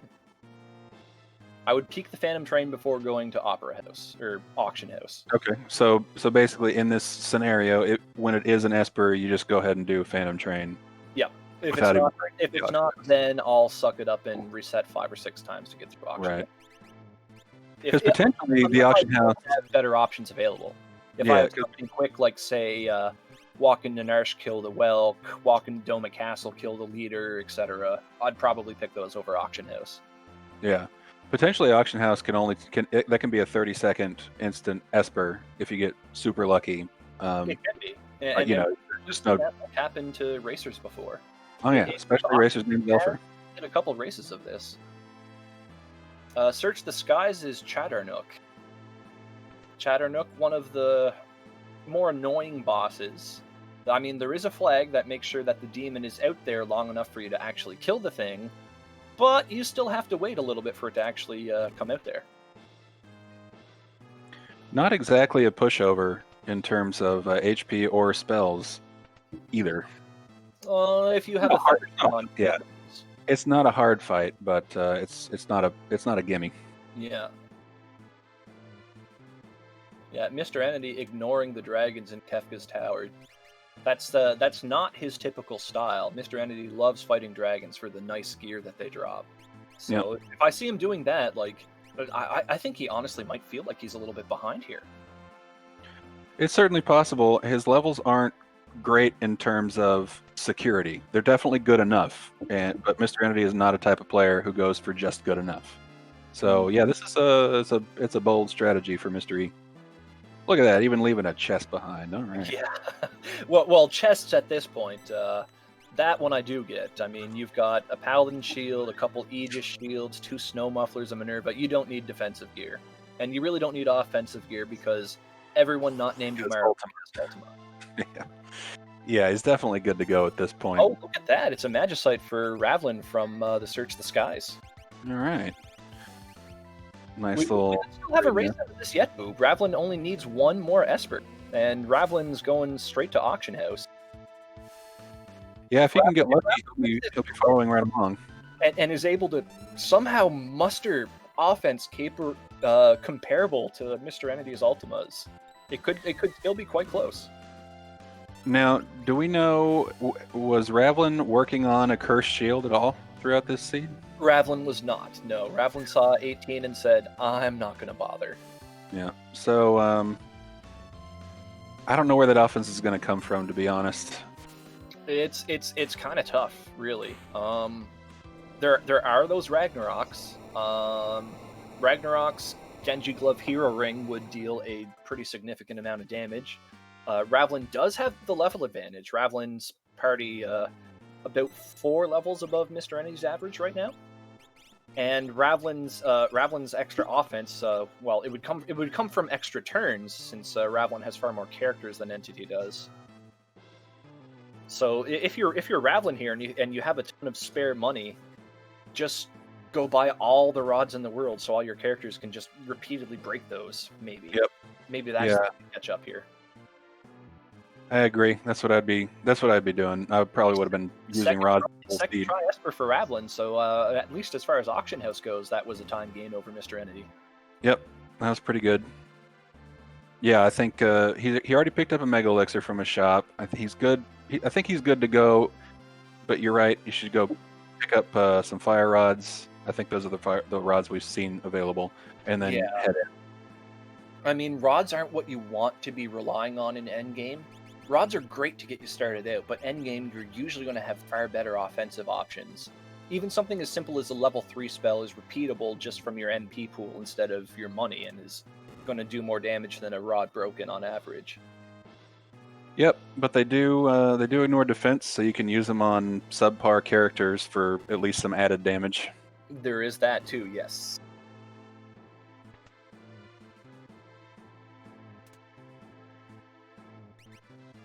Well, let's see what he does. Looks like he's just going to go for it. Nice. All right, so Ravlin not far behind. That's the play in a race. That's the play in a finals race. You got to go for it. You got to push it. Like Static X. Push it to the limit. I don't think that's Static Edge, but it's a catchy song all the same, so beat it! Beat it! Now I'm singing Michael Jackson.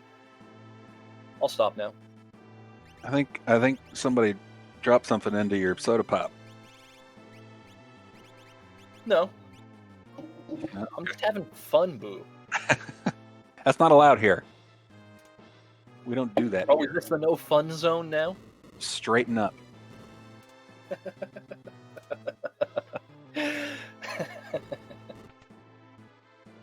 All right, quick button press and then penultimate boss gauntlet for Mr. Entity.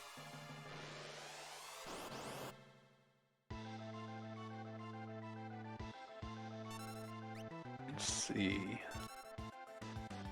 Well, it's an Ultros, so that's an easy fight. Yeah, no problems here. Yeah, it's an Ultros Chupon fight. Realm has Ice 3. Does Mr. Entity make the play and cast that in lieu of? He does. Saving a precious 5 seconds over casting Ultima here, and because of its single target nature, probably going to hit the damage cap, whereas Ultima probably wouldn't because of the split damage. If you really want to make that octopus suffer, Ultima's your play. If you want to win, suffer, fire's your play. yeah, I guess. Yeah. Well, Rav is definitely going for as much offense as he can muster on lock, dual-wielding Ragnaroks with the hero ring. So we know swinging Ragnaroks is faster than Ultima, but I'm not sure one character with Ragnaroks is going to beat 4 characters with Ultima. It depends vastly on the level. His lock is level 39 right now, so he can do more damage than a single Ultima casting. But even with the MP crits, those are not going to be hitting the damage cap on their own. And the Flare procs, while they will do decent damage, they're not the same as the Illumina Pearl procs. They don't get the MP crit boost that the Illumina's Pearls do. Right. And you have to stay in the front row, and they're not guaranteed to hit, but they are relatively fast for when you don't have Ultima, you don't have Illuminas. I think they can even be better than Ultima oftentimes, depending on the enemy. Yeah. But for the final battle, blasting Ultimas is just hard to beat. Blasting Ultimas is hard to beat, but blasting Ultimas can get you into trouble if that's all you do. Like, you can put all of your counters in tier 2 at the same time, and that's a recipe for disaster. Yeah, I've done that. Yeah, immediately 10. Get a quarter to the face, and then you have 10 hits immediately following that before you can do anything. You're gonna have a bad time. Yeah, that's the one. That's the one I like. You know, I haven't seen near enough jumping over on Mr. Entity's screen. I'm a little disappointed. He hasn't used a party with Mog in it in a bit. Well, I mean, he could have moved the Dragonhorn and Lances around. Why would he do that? He has Ultima. For my entertainment. Yeah. Well, here you go. Here's Vargas and the Ipoot. There's going to be some hot jumping action here. He's still going to cast Ultima. Well, no, I mean, at least until the bears are gone, then he'll jump. Ridiculous. Oh, Cyan with Rage. We're going to get a little, in the memory of General Leo action here from Cyan. And Umaro's dead. Good. I kind of think that Mr. Entity doesn't care. Huh? He's still casting that Ultima. How disappointing! Why not? It's going to deal about 7,000 damage. I mean, jumping with the Pearl Lance would do more. You are not wrong.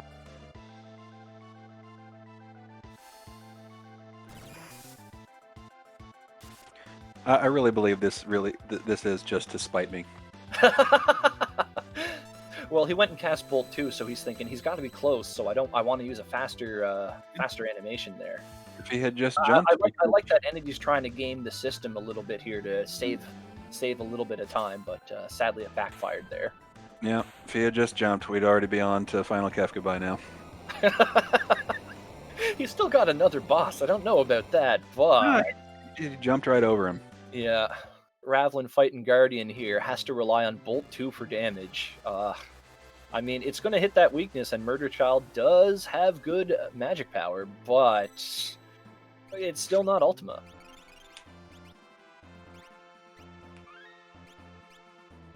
And having to play a little defensively, throwing up a Cure spell here. Yeah, it probably didn't have to. I would just go for straight up damage here, but against Guardian, you're not in danger until it gets to Dadaluma's attack pattern. That's when you're in a lot of trouble. When it goes Dadaluma mode, it uses the throw command at you. And throw is just really, really bad. Mr. E experiencing the only thing number 24 can do to you to actually kill you, which is overflow. Yeah. Luckily, easy fix. Yeah. Well, it doesn't go right into barrier change mode like Magic does. So you have a couple turns to pelt it with elemental spells. Strago not having a level 3, so it's going to be an Ultima, whatever. He's just going to wait. Didn't trigger the... No, he's going to cast Ultima just in case, I guess. I mean, it will do more damage than single target Ice 3. Yeah. It's a catch-all. Yeah. I guess it's just a matter if you thought the 4,000 damage from Ice 3 would be enough or not, and I guess Mr. Entity was thinking maybe not. Yeah, I mean, he may not have been wrong either. He's probably learned from the previous fight doing a lower tiered spell and didn't end up working out. So And, just stick. ending up with a tiny bit of egg on his face. Not a lot, because he's still doing quite well.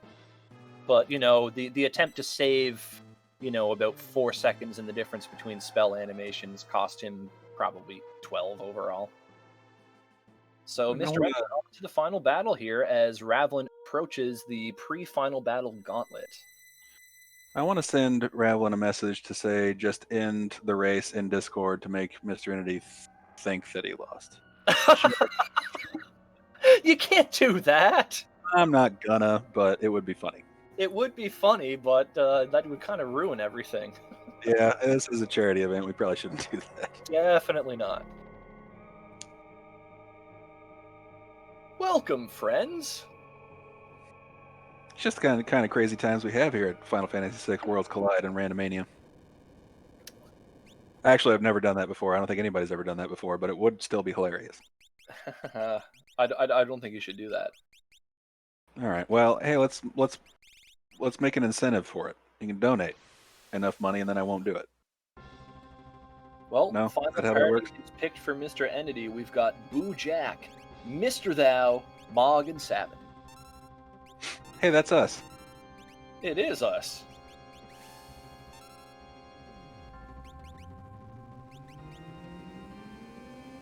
All right, and the Ultima Party starts. Yeah. Gonna be a lot of Ultimas, get some damage in. Pretty Mr. pathetic Entity damage there from Sabin. Nice 3 on the head. Basically just remembering, oh yeah, I don't want that one to die last. Yeah, no. As Kat mentioned in the chat, the only evil boss we didn't see was Poltergeist, aka the spiciest of chickens. But we also have no calmness protection, so this one's going to be interesting. Well, we don't have the typical calmness protection. It's not like last race where we have a couple people dual wielding Illumina and, you know, pigs have to fly for calmness to get through that much evasion. Character with the Paladin shield in Ragnarok should be able to avoid it, but it's less guaranteed than double Illuminas. Yep. So there might be a character or two that goes down from calmness on Mr. Entity's side. I don't think that's going to slow him down much since all of his characters know Ultima. It looks like his main thing here is to just try to get past some of these nastier physical attacks against the first form.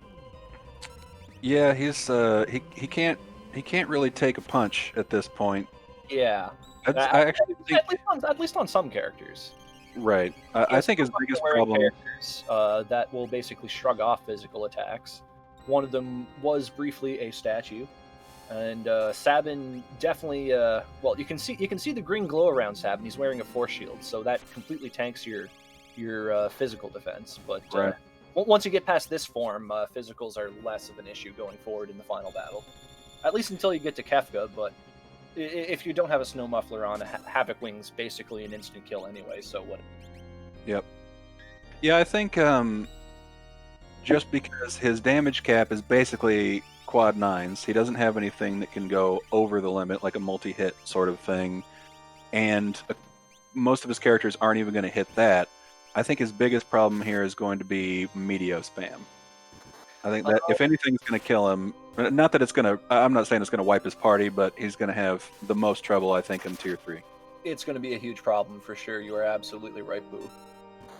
Sabin is taking an absolute pounding on Mr. Entity's side here so far in this final battle. Yeah, it's a shame he's not hitting Mogmore, who can shrug off those hits like nothing. Ravlin fighting Dullahan right now, so with a little bit of a slow start here on Tier 1, Ravlin is making up a little bit of ground so far. Yep, I'll have to see if maybe Ravlin picked something up that can help him defensively on this, at least this first tier, but Mr. Entity makes it through. And yeah, Ravlin using Aura Bolt on Dullahan. Fun fact, Dullahan's not actually weak to Holy. You'd be better off using Fire. Yeah, not actually, I mean, he's not considered undead.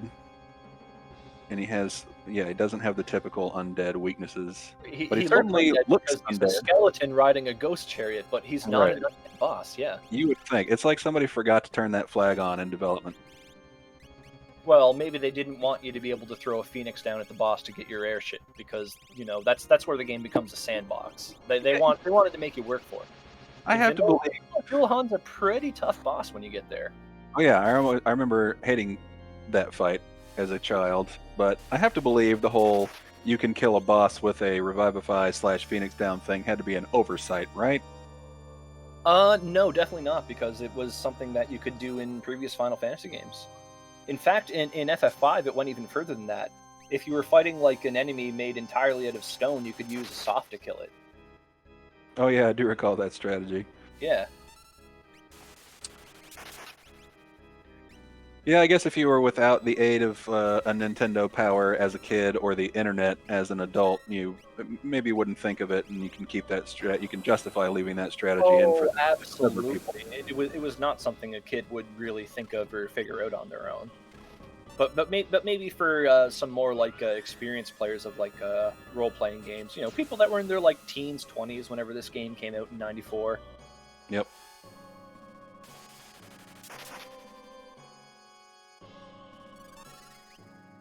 Yeah, looks not Mr. Entity. Ravlin's still hurting for offense here, but he's trudging through. Hasn't really run into any real problems other than. Ravlin does have some good offensive options. Ravlin does have Tier 3 spells. It's not. It doesn't have any casters. Lost cause. It's just not. Everyone knows Ultima. Got another stoned. All the parts are still alive against Mr. Entity here. He's got a... Ooh, geez. Mr. Entity in dire straits on Tier 2 now. He's able to cure Stone Sabin, but Locke is completely iced up. And I don't think we've seen any fire spells at all this seed. Nope. He's going to have to wait that one out. Yep. Or break a fire rod. Ooh, that's risky business. I'm not sure what he has. I don't think so. Locke's wearing a Paladin shield. Then yeah, that'll work. I thought Realm had the Paladin shield, but maybe not. He went Aegis Shield Minerva on Realm and Paladin Shield Snow Muffler on Locke. Or Mr. Thou, rather. And not Realm, it's Boojak. Boojak Horseman. Ferguson, the Ipu is down for Ravlin. One more boss remains before Ravlin can get into that final Kefka fight. And, despite all of Mr. Entity's Ultimas, last boss is doing a pretty good job at slowing him down so far. There's an avenue for Ravlin to get back in this thing here. It's still very much Mr. Entity in control of his own destiny. But the race is not over yet. This is the danger of relying on non-casters with crappy magic power and Ultima together. Like of course you can get through it, but their damage is just not good, and that's where those magic power espers can come in very handy. Absolutely. That looks like a one-hit kill to me. 2 MP crits and a flare proc. Not quite. Number 24. Well, just a few more hit points than one might expect, but it's definitely dead now. Or not. Definitely almost. Does this thing have a much lower natural level in vanilla than I thought it did? It must if it's got this many hit points. It must, yeah. Yeah. Because that was a good... that was almost 20,000 damage, and the level cap's at 40.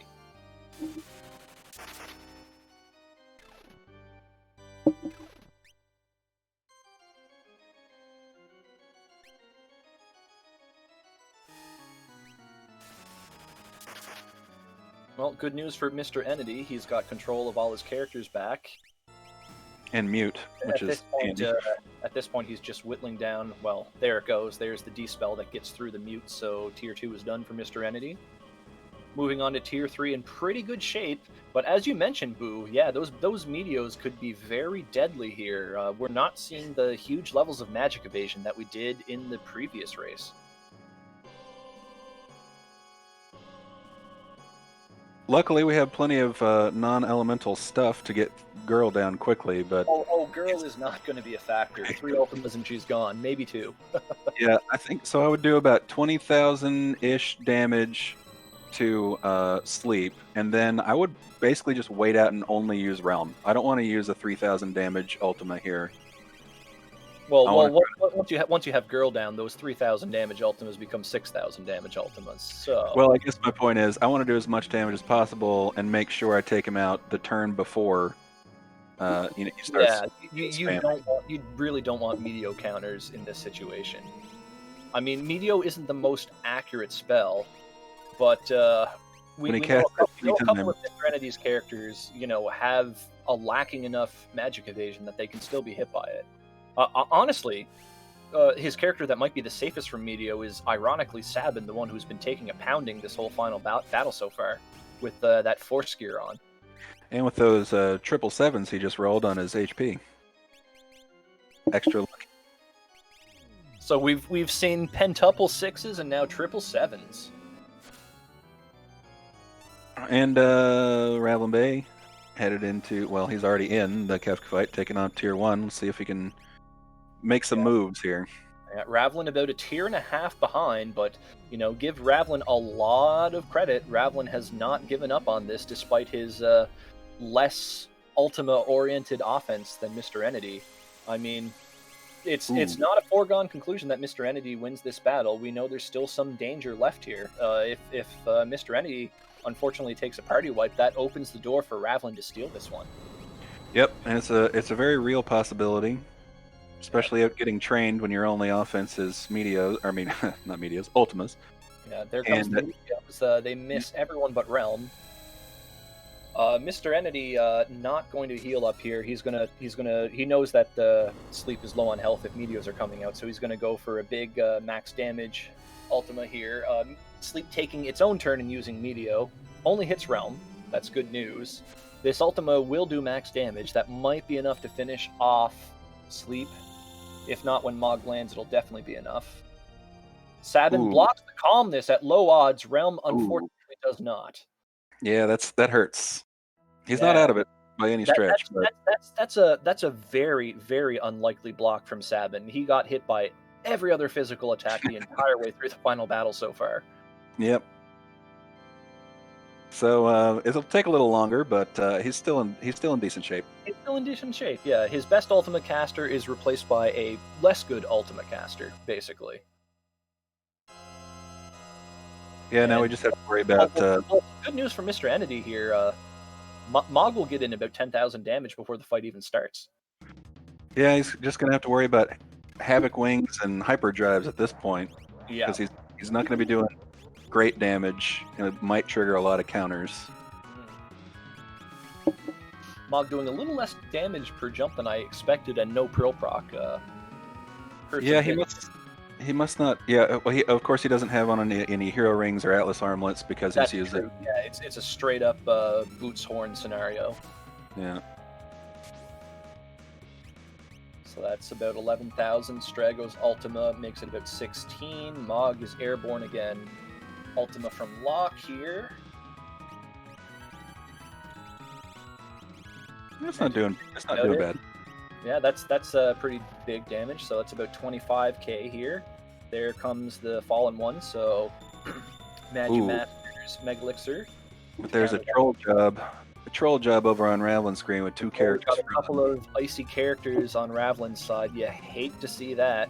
Yeah, this is why you not he's not, but this is why it can be one of the most dangerous parts of the final battle in this race so far. Yeah, this is why you prioritize the Tiger. Not that he's not, because that's who he's attacking, but this is the but he found a fire spell somewhere, so he's in good shape. just get rid of that iciness and keep going with the full roster of 4 characters. Andy's got life 3. Yeah, Strago taking a pretty big hit there, but the end comes beyond chaos now, so it's going to be 3 Ultima castings and a landing from Mog. With a Pearl. Only 2 jumps, but a Pearl proc. With the 3 Ultimas, this might be enough to seal Mr. Entity's victory in this mini-tournament tonight. We'll just wait till these spells go off and see if Kefka will go down. If Kefka doesn't go down, it could get a little interesting. Goner is going to at least kill Strago and possibly Mog. Yep. But I think he's done it.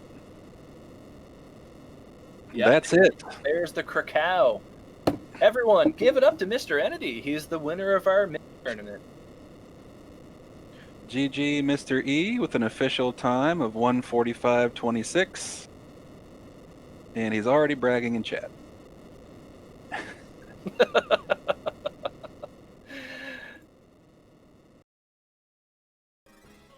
Well, let's see if we can get him in here and have a quick chat.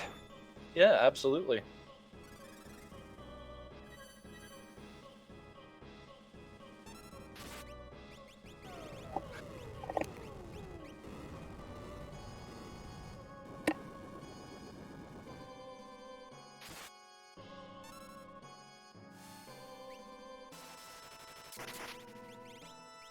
Another Flurl.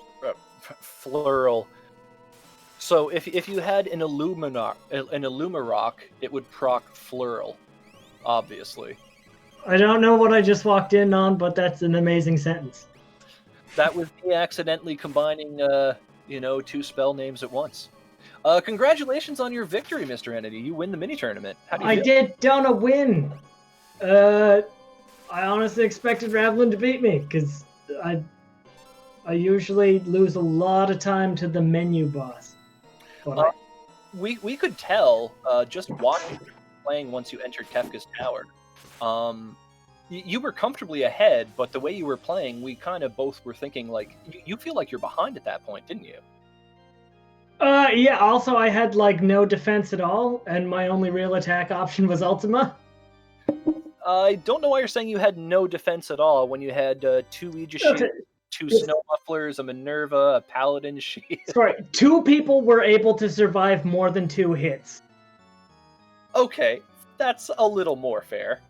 We did see your Sabin take quite the pounding in the final battle, but amusingly enough, he blocked Calmness instead of the other, 20 physical attacks he took on the way there, so good on him, I guess? Yeah, and then Realm didn't, because of course that's how it's gonna work.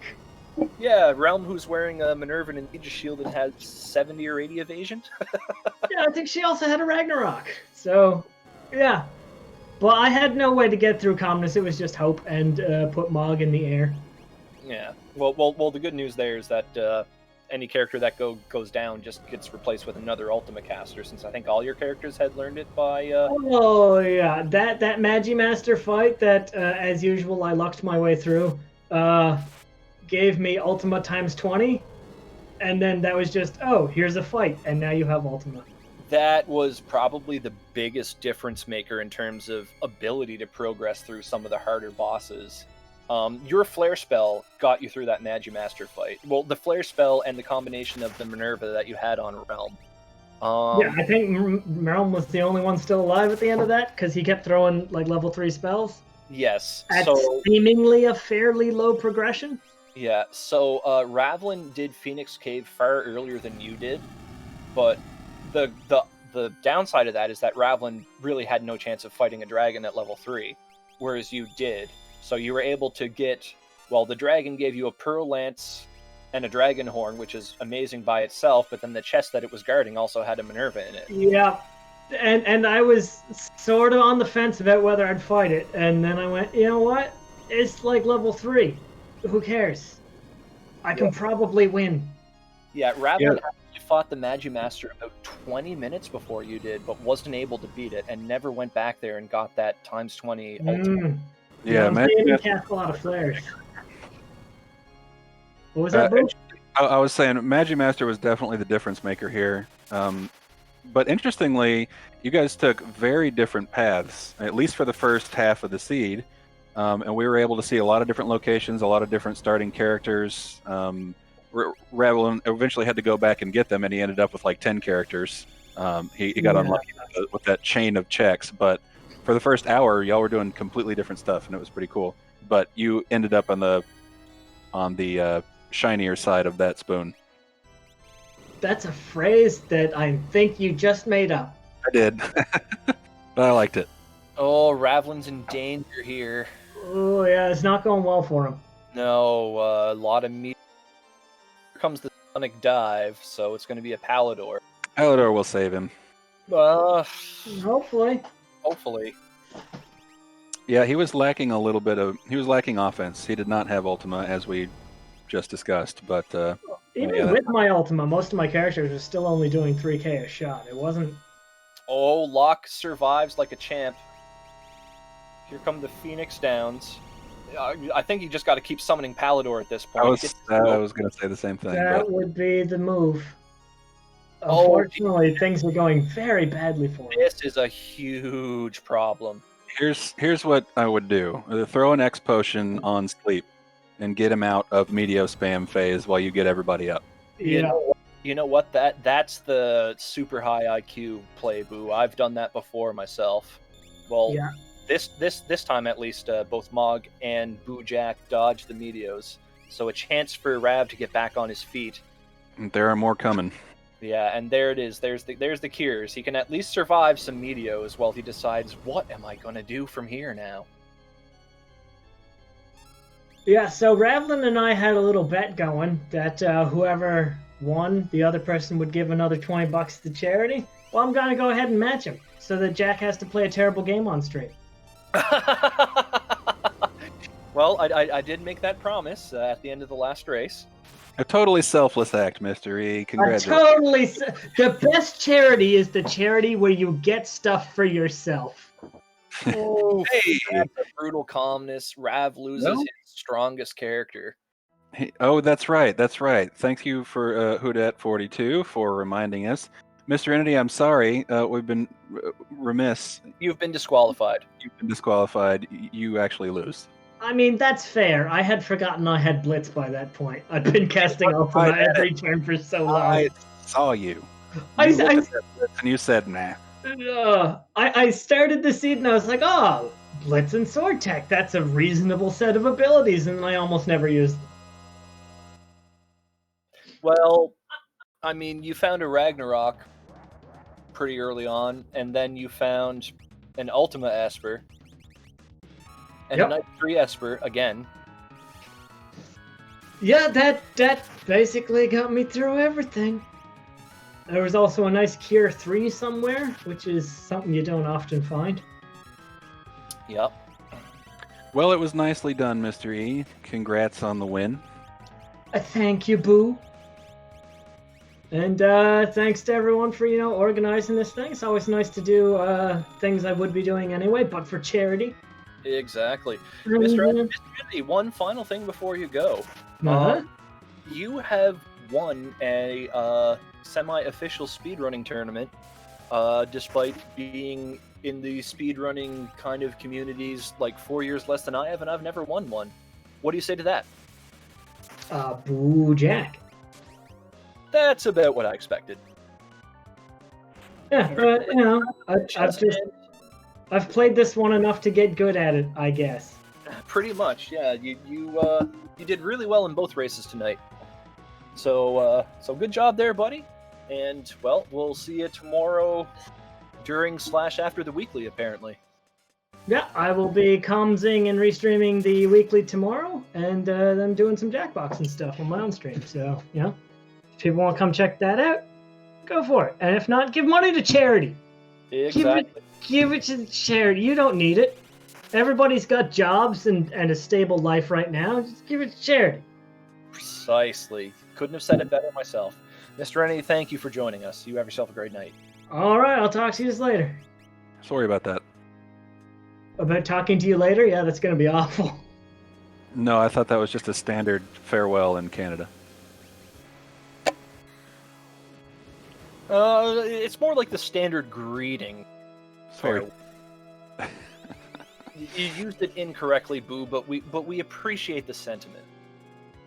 Well, I tried. One thing Rav has going for him is some really high magic defense. You saw that Goner barely eclipse 1,000. Yeah, it didn't do squat. He's in great shape. Well, that Havoc Wing certainly hurt. Yeah, he's got life 3. He's fine. Yeah. Yeah, that one's okay. Snow mufflers save lives. I think this is going to do it. Yeah, there's the Made it. Krakow. All right. From the jaws of defeat on Tier 3, Ravlin rallies to finish off the final battle. Very well played. Thank you. That went south in a hurry. It certainly did. So really nice recovery, though. Well done. Really, really worried about you during the Space Rocks spam in Tier 3, but you were able to pick your team back up and keep going there. Yep. Just got to keep trying, right? Yep. Pretty good showing, Ravlin. Do you want to know the main reason why Mr. Entity beat you? I do now. Do you remember that Magimaster that you couldn't defeat? Yeah, that I noped right the heck out of.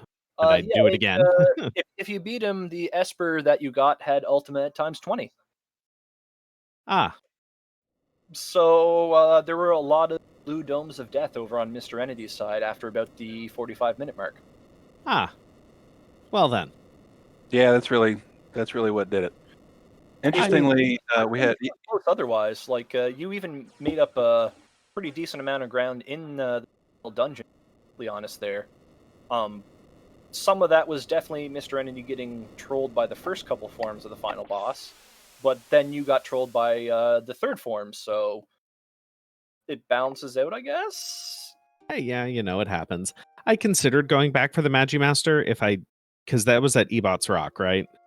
It was, yes. If it was anywhere else, I would have gone back for him. Yeah, we even saw you pick up the wall guy another shot too, right? Yeah, that because frankly, I didn't expect to gather 10 characters in this seed, and I thought I might have to go back. It was quite different from previous seed tonight, where you were basically railroading through your path of 6 characters, Terra being the 6th, and at that point, everyone already had 7 or 8 Espers. But in this one, like you were 7-1 at one point, Mr. Entity was 6-2 at one point. The characters were just all over the place. Yeah, you guys took pretty different paths. We saw a lot of different characters. You ended up, of course, with a lot more, but by the time we got to 6, y'all had only 3 of the same characters, I think. So pretty good show as far as variety goes. Yeah, and I even noped out of character number 11. Yeah, I saw that. Let's just say it's a good thing that my voice was not being broadcast in that moment. Oh, there were moments where I could basically hear both of you swearing through the ether, honestly. You could feel it coming through the screen. It was pretty. Early on, after you had basically rigged the bid war so that you wouldn't start with Strago, he was the first character you found. I was so mad. There was another point where Mr. Entity went through World of Balance Narsh, intending to do the Mog check, but didn't actually go to the treasure hut, and basically got all the way to the little maze where the Kefka at Narsh War plays out, and I could just hear him swearing in my head whenever he reset the game. I almost did that. I got one screen up and went, nope, turning around. Yeah.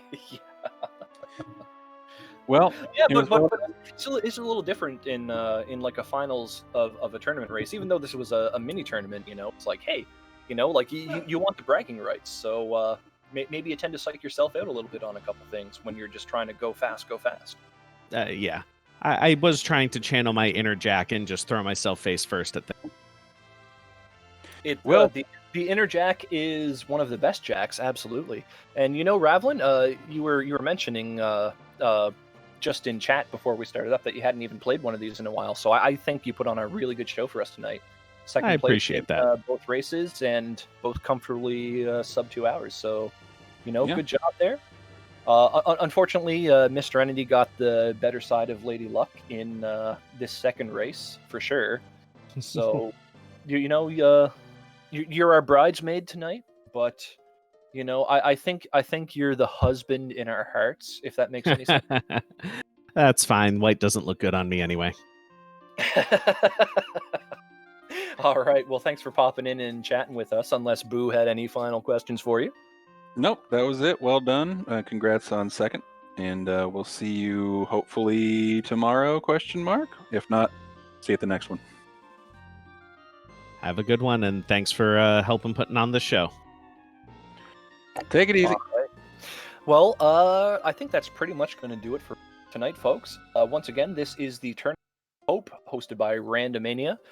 Be sure to tune back in tomorrow around 6:30 Eastern. We've got some Beatmania 2DX going on, and again, Sunday at noon Eastern, we've got Chrono Trigger Jets of Time. Please feel free to donate anything you can spare to the Bale Project. And if you like what you saw, feel free to try out Worlds Collide at ff6wc.com, or maybe join our Discord. I think the link has just been posted in the chat room for your convenience. And that's pretty much it. So I am Jackamus Wedge, and I was joined by Boo. Boo. Exactly. So once again, thanks to all of you for tuning in. I hope you all have a fantastic night. And let's go Bruins!